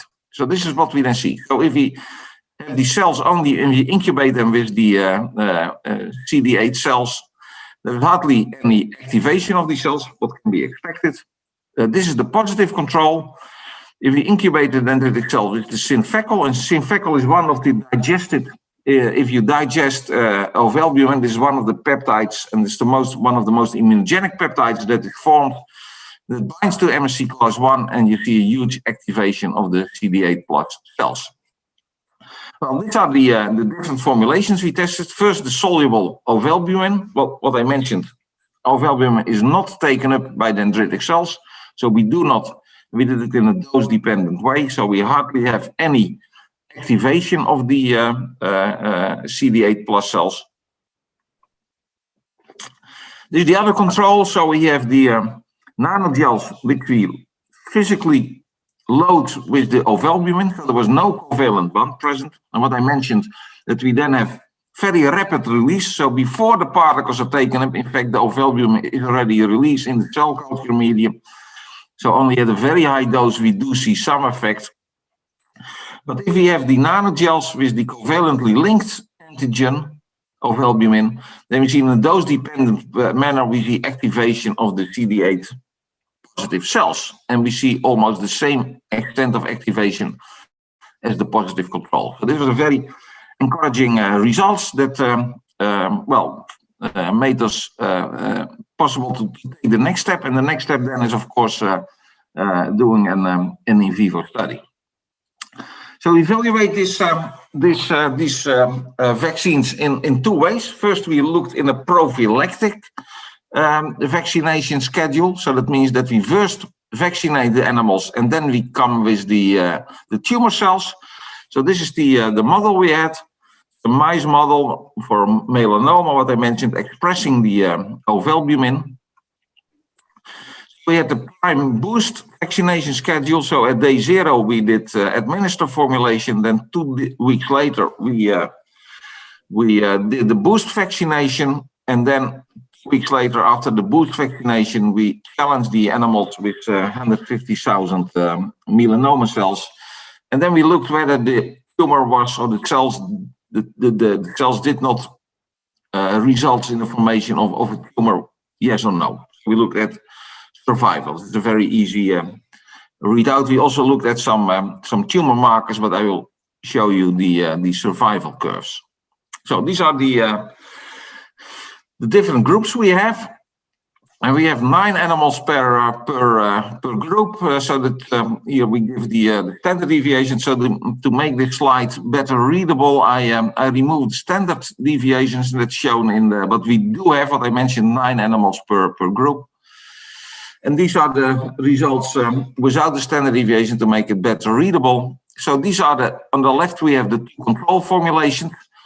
So if we only inject PBS or empty nanogels, then we have a rapid outgrowth in 10 days after the administration of the tumor cells, what can be expected. Then here we have a formulation. So this is the free ovalbumin. It still is doing something. It's some retardation of the tumor growth, not to a very impressive effect. And the same is the formulation, the nanogels with absorbed ovalbumin, so not immobilized into the network. And that's logical that it behave the same as the free protein, because the protein is rapidly released from these antigens, from these nanogels. Here we do have a group of animals of formulations that almost behave the same. So we do see some therapeutic effects. And what are these groups? This is ovalbumin plus poly-IC. Poly-IC is a very strong adjuvant, and then we see better effect than the soluble protein. The same holds for the nanogels with the physically adsorbed ovalbumin. We also do have the same effect as with the free protein. And also the nanogels with the conjugated, but without adjuvant, behave the same, well, accidentally as the other groups. On the other hand, finally, if you look at the group where we expect best results, so it's the nanogels with conjugated ovalbumin and the immunoadjuvant, the poly-IC, then we see that only 1 out of the 9 animals developed a tumor and all the others were resistant. So this is a very encouraging results. Of course, prophylactic vaccination is a way to go to prevent cancer, but of course in many clinical situations the patients are diagnosed by cancer, so we also wonder whether these formulations work in a therapeutic setting. So therefore we had in fact, we have the same animal model, but we first now challenge the animals with tumor cells at day 6, and at day 10, just before every tumor growth occur, we started our vaccination schedule. And then we had the boost vaccination 10 days later. Again, we did a number of tumor biomarkers we studied, but in case for convenience and lack of time, I will not discuss that. But again, we here also looked at the survival of the animals. And what do we see here? Again, we had 8 or 9 different formulations. And what we see, all the controls, there was hardly any therapeutic effect. So these are the PBS, the empty nanogels, the ovalbumin plus the adjuvant. The nanogels, also with the conjugated ovalbumin, there was hardly any therapeutic effect. We have rapid outgrowth of the tumor. On the other hand, if we had the nanogels plus the conjugated, with the conjugated ovalbumin, the immobilized ovalbumin that is released in the dendritic cells, as explained, and we adjuvanted it with poly-IC, then 4 of the 5 out of the 9 animals did not further develop the tumors. Only 4 developed the tumors. Well, you might say, well, it's still 4 animals that developed the tumor, but this is kind of first shot. And of course, there's a lot of improvement possible, and that's what we are doing now. So we are now also looking, we have grant applications running, whether we can load the nanogels also with the immunoadjuvant. And we're also interested in looking at combination therapy, so combination therapy of vaccines with immunoblockade, so the checkpoint inhibitors, but also in combination with classical anti-cancer drugs like doxorubicin and paclitaxel, whether we can see observe synergistic effects there. So this concludes the first part of my presentation. So here we had a technology that we developed from the laboratory, and we evaluated in animals. The last 2 technologies I will show you, these are more premature. So we developed them and we checked them in vitro, in tissue culture, not so far in animal models. So the second example of a biotherapeutic, this is messenger RNA. And well, what I mentioned, this is very, I don't know what the situation is in Indonesia, but in Holland, we have, in our country and probably Western Europe, we have 4 major vaccines. There's Pfizer and Moderna. These are messenger RNA vaccines. And we have the AstraZeneca and Janssen vaccines, which are modified adenoviruses. But now let's zoom in on the messenger RNA vaccines. Messenger RNA, so that encodes for a therapeutic, can be either therapeutic protein or an antigen, and that's done for the COVID vaccine. The messenger RNA encodes for the spike protein. And in the Pfizer vaccines and the Moderna vaccines, the messenger RNA is formulated with cationic lipids, because what I mentioned in the beginning of my talk, messenger RNA is there's two drawbacks. It's very unstable, so there are RNases all over the extracellular space, so that causes degradation of the messenger RNA. You can do some stabilization strategies, and that's also done in these clinically used COVID vaccines. But more importantly, to protect it against degradation and also to facilitate uptake, these are packaged in lipid nanoparticles. Well, we started this messenger RNA delivery program some 5 years ago, so before we have the COVID crisis. And we focused not on lipid nanoparticles, but on polymer-based particles. And well, this is the, so what we do, so I will show this, the structure later. So we have a cationic polymer that electrostatically binds with negatively charged messenger RNA. In this polymer, we have also H-side groups, and for those of you who have knowledge of chemistry, H-side groups can be used for click chemistry. On a mild condition, you can click a variety of ligands, whatever you want. And the ligand we want to click is a polyethylene glycol, with on the one hand as a BCN group that reacts with the H-side, and the other hand as a peptide. I will explain what type of peptide we are using. We stabilize the polyplexes that are formed by disulfide exchange reaction, and then we have the stabilized messenger RNA formulation. So here is, for those of you interested in chemistry, this is the polymer we used. This is the polymer backbone. We have a tertiary amine group. It's a pKa of around 8 or 9, so at pH 7 it's positively charged. This is 80% of the groups have this cationic group. 10% have this blocked pyridyl group, and this blocked pyridyl group we use for the cross-linking of the core, and we have this A-side functionality to do further click chemistry. 1 second for a coffee. So the peptides we used are the 3 structures shown here. It's LIDI, melatonin, and GALA.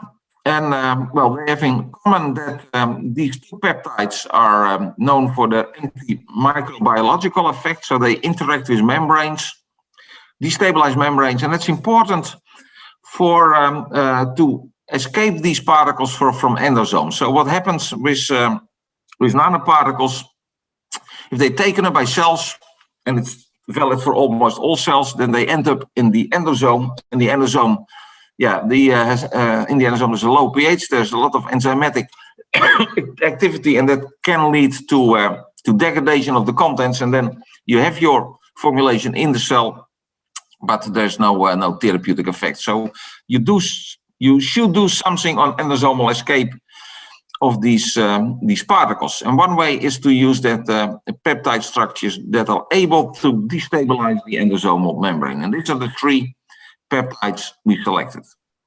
Well, we did a lot of studies, but one of the studies we did, we looked at the transfection efficiency of these formulations, and here we had a model messenger RNA that encodes for the enhanced green fluorescent protein. We have a number of formulations, so we have the naked messenger RNA, and then we hardly see any transfections, and we evaluated by 3 different cells. So these are kidney cells, macrophages, and dendritic cells. Then we have the lipid formulations with cationic lipids. We make complexes with the messenger RNA, and what I forgot to mention, if you do it in the proper way, with both the polymers and the lipids, you get particles of around 150, 100 to 200 nanometers, let me say this range. And that's exactly the range, again, suitable for cellular uptake. These are the control multiplexes without decoration of the peptide, and we hardly see any expression of the green fluorescent protein. What we did do also is to look at uptake of these particles, and we indeed saw massive uptake of these particles, but essentially they end up in endosomes. So to get them out of the endosomes, we coupled the three peptides. The LED and the melatonin hardly had any effect, but the GALA, that's a peptide that contains glycine, alanine, and leucine. No, not glycine, glutamic acid, sorry. And that's a very good destabilizing, membrane destabilizing peptide. And we see that in particularly for the dendritic cells, these formulations work quite well. One of the drawbacks of these nanoparticles, what you also always have to have a look at, is the toxicity. And generally speaking, negatively charged particles and neutral particles are well tolerated by living cells. On the other hand, what we have here is, although we shielded charge, we have cationic motifs there. These cationic motifs, once they are intracellular, they can interfere with mitochondrial membranes, and they can cause they can affect the cell viability. And that's exactly what we see with the lipid formulation, cationic lipids. Depending on the cells, we see a huge cell death, particularly for the dendritic cells. On the other hand, our polyplex formulations hardly show any toxicity, so the cell viability was close to 100%, so that means very good cytocompatibility. But the melatonin, depending on the type of cells, the melatonin formulations were also quite cytotoxic. On the other hand, the polyplexes decorated with the GALA peptide showed a very good cell viability, and this is then where we now further focus our attention on. So what I mentioned is the GALA helps in destabilization of the endosomal membrane. So after uptake, it destabilizes the endosomal membrane and gives the release of the messenger RNA in the cytosol. Then the particle is unpacked. Messenger RNA is translated into protein, etc. So, but a lot of steps are happening, but I do not have time to go in more detail. But we look at the outcome of this process, and this is the green fluorescent protein. So here we did the polyplex. We incubated, so we do not look at expression, but only at cell binding. And then if we have the polyplexes without any decoration, then we do see some, at a certain dose, we had a certain uptake. But if we had free GALA, then there was no differences in uptake. This uptake was not inhibited by the GALA. On the other hand, if we have the GALA decorated peptides, the formulations, and we had free GALA, we saw, there was a little bit surprising that we also saw a decrease in cellular uptake. So this GALA peptide has in fact then two functions. So it targets dendritic cells, and it also helps in endosomal escape. So what I mentioned, this is a kind of technology that we developed and we evaluated in vitro. So the next step now is to evaluate it in animal models, and it can either be messenger RNA that encodes for a therapeutic protein or for vaccination purposes. But a strong point of messenger RNA-based vaccines is that when there comes mutants, then you can easily change the messenger RNA, and you have a vaccine that's then able to find the new mutants, or you can even work with a cocktail of messenger RNA that then counteracts different mutants of viruses. So then the last minutes I will spend on the technology was developed by Lucia Martinez. Here we focused on the delivery of a therapeutic protein. And the protein we selected is saporin. Saporin is a protein with a molecular weight of 28,000. And it's a protein that inactivates ribosomes. So once it's intracellularly, it's highly cytotoxic. So this heparin is used for in molecular biology for certain techniques, but it can also be evaluated because of the high cytotoxic effects for cancer therapy.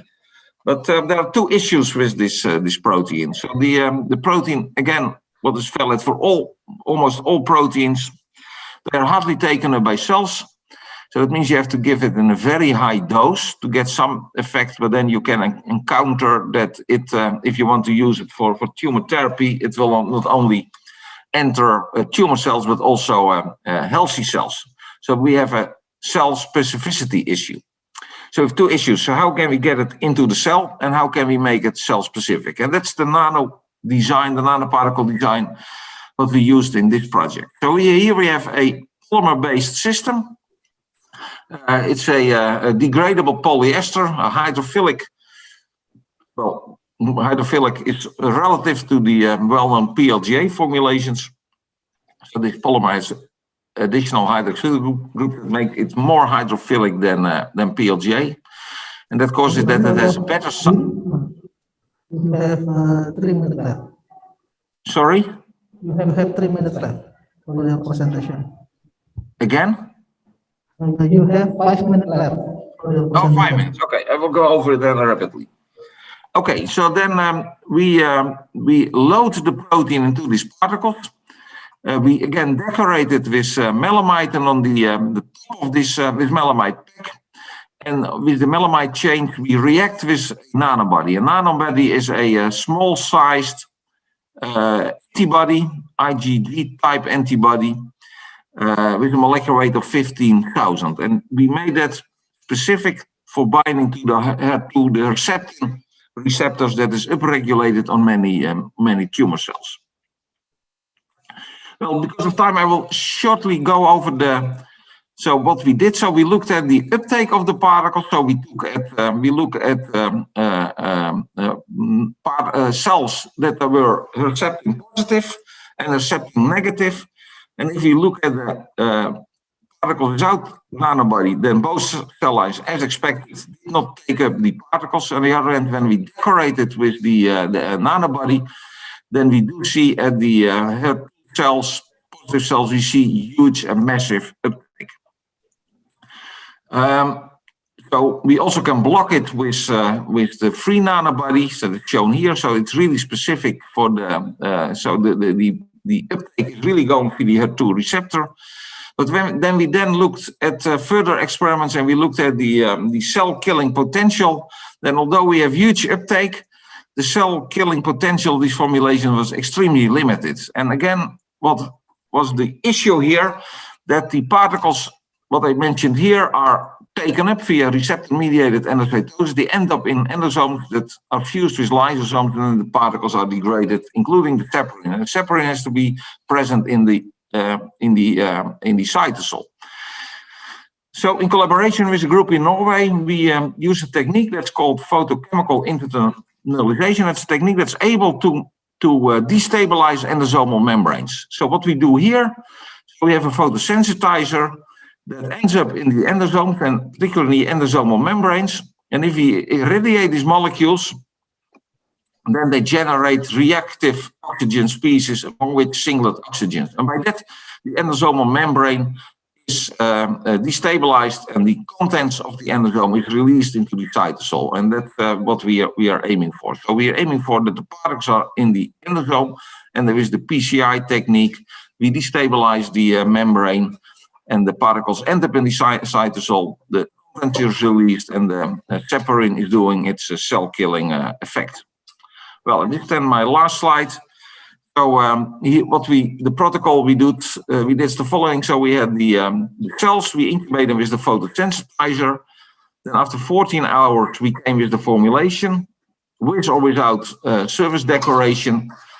We incubate them for another 4 hours, and then we eliminate the cells to destabilize the endosomes, and we look at two readouts. We look at the viability, and we look at the proliferation. So if you look at the cell viability, they see that all control formulations and without light, there was hardly any cytotoxic effect. Only when we have the surface degradation and we apply the light, we do see cell-killing activity, and even the cell proliferation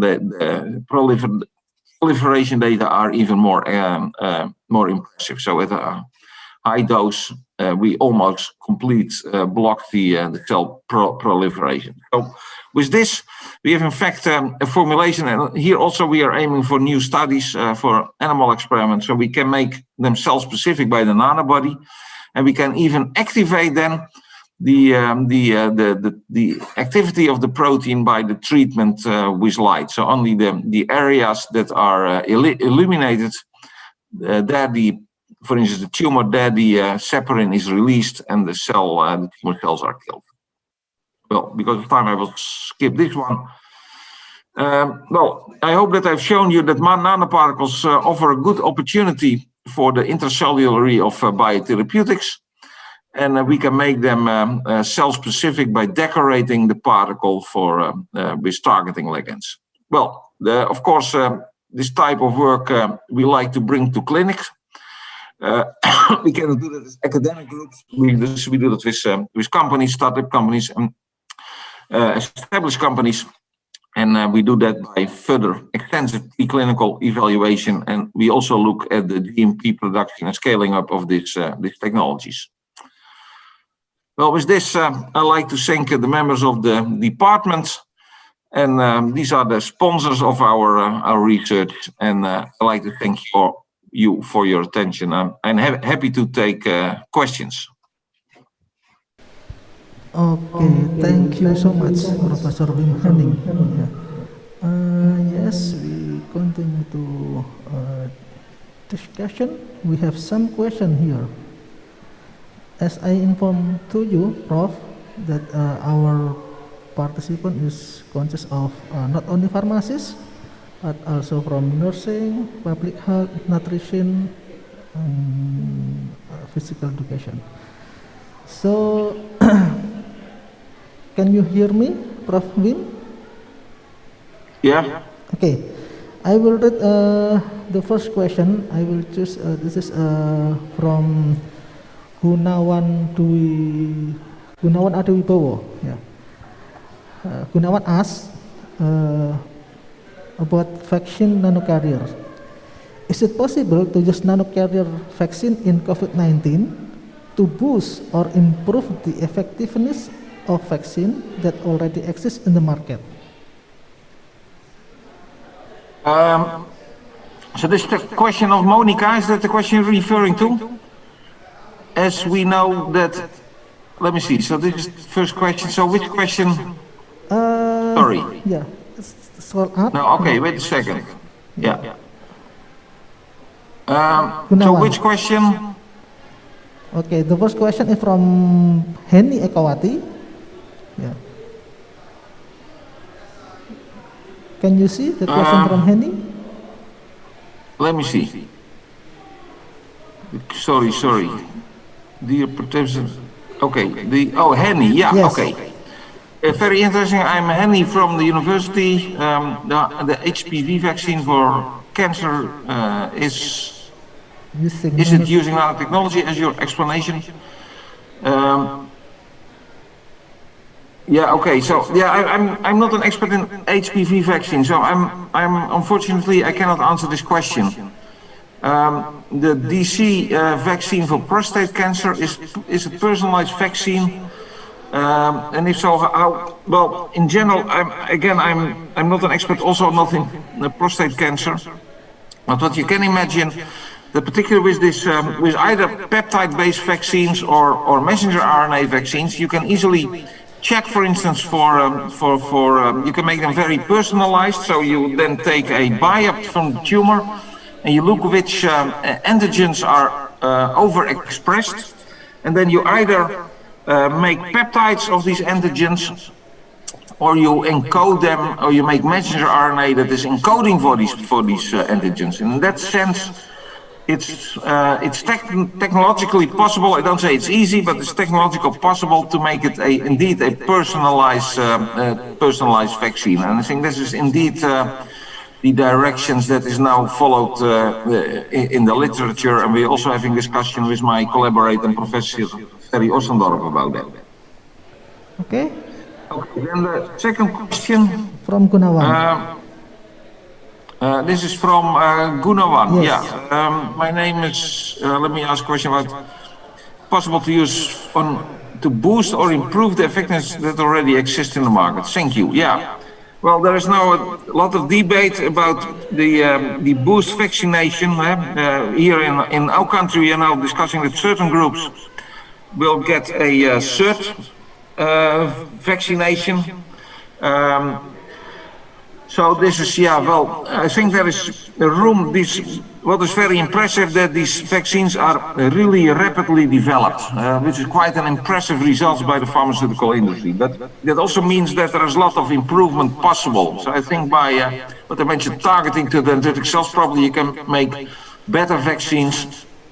And in that sense, and there's also probably technology available where you mix two types of particles, one that releases the vaccines rapidly, and the other one has a kind of delayed release, so that releases the vaccine or the antigen after some time. And in that sense, you can make a single shot vaccine with a prime boost schedule. So I think that nanotechnology offers a lot of opportunities to improve the existing vaccines and also for the development of new vaccines.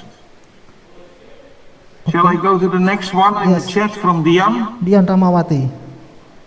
I don't know how much time I have, but Yeah. No problem. to ask, could you explain what is significant application in general for the COVID treatment or other? Well, I think I've answered that in the second, or the question I just answered. Nanotechnology offers possibilities to further improve the vaccines, so to make them more specific for immune cells, for instance. But also to develop technology that in one shot gives a kind of prime boost vaccination schedule. I think it's not there, but nanotechnology offer possibilities there. Then we have the question of Fa Inda. Yeah, from How Indah could we Cahaya choose the Cahyani. best one and compatible with nanotechnology? Well, what I mentioned, yeah, this is the best. But this is then the personalized tumor vaccines that you do that based on a biopsy from a patient, from the cancer, the tumor of the patient, and then identify which antigens are upregulated, and then formulate these antigens into in a nanoparticle. Okay. Then I will go to the question of Monica. Ramadanti. Monica, let me ask you. Is the possibility that just administer once using, yeah, this is what I mentioned. So this to develop nanoparticles, make a cocktail, let's say simply of two nanoparticles, one that releases the antigens rapidly and one more slowly, then in fact there is possibility to make a prime boost vaccination schedule with just one single injection. You can go even further, that you say, well, I have a prime boost schedule with one administration. Of course, technology is not there, but certainly there are options. Then I go to the question of Namira, Adinda Namira. Namari. Let me see, about how nanotechnology COVID-19 is testing for critical quality attribute that can affect the action of biotherapeutics. Yeah, well, I'm not an expert in the technology to produce these vaccines. That's again, it's an amazing job that the industry did.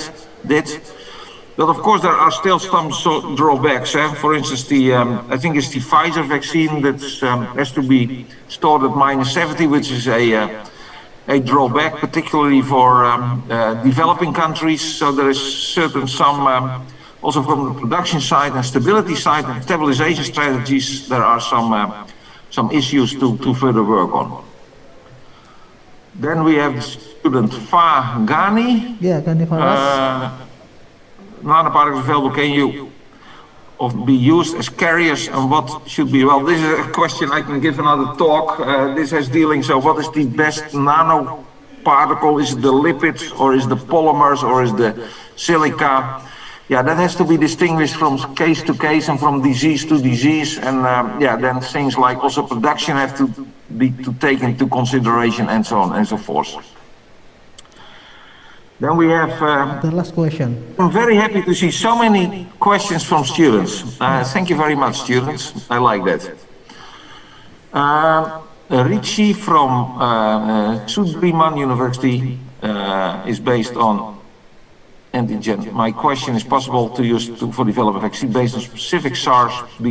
Yeah, well, I think, again, this is certainly possible, and I'm quite convinced that in pharmaceutical industry, but also academic institutes work exactly on this direction. Okay, this. Yeah, that is the last this question. answer. Well, I like to mention that if somebody else has some questions, simply send me an email and I will try to answer it. Probably not today, but coming weekend.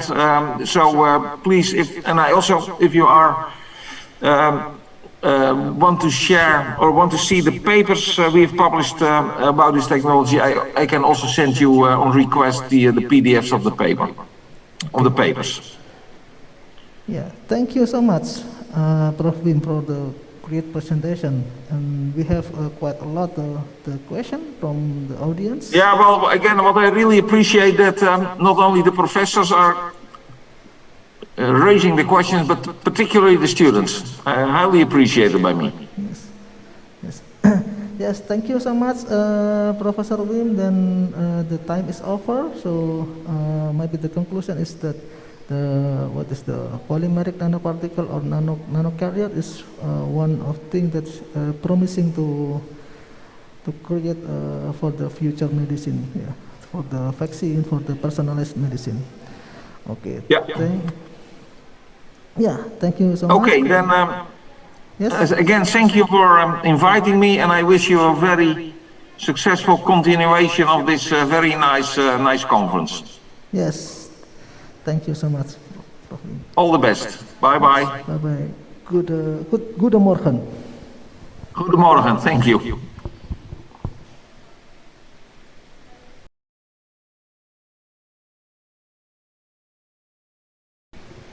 Thank you very much, Professor Wim Henning from Utrecht University, Netherlands. We do appreciate that you can speak in this conference. And as an appreciation from the Faculty of Health Sciences, we would like to present the certificate for you and also for the moderator. Please, the operator, to display the certificate.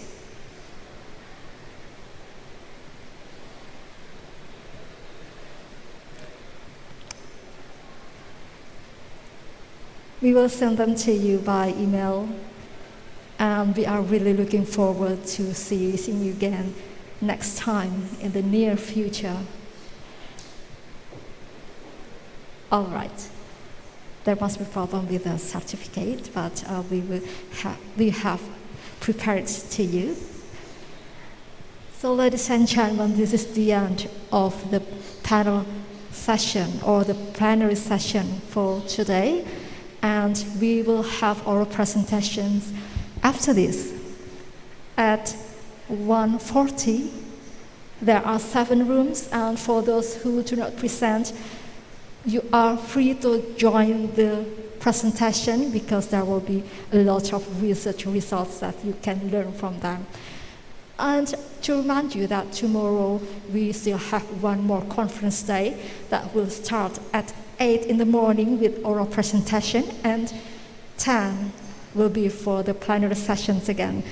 And we are very happy that you attend the conference today, and looking forward to seeing you again tomorrow morning, because we want to see you and we want to keep you updated with information and knowledge. Thank you very much. Wassalamualaikum warahmatullahi wabarakatuh. Bye-bye.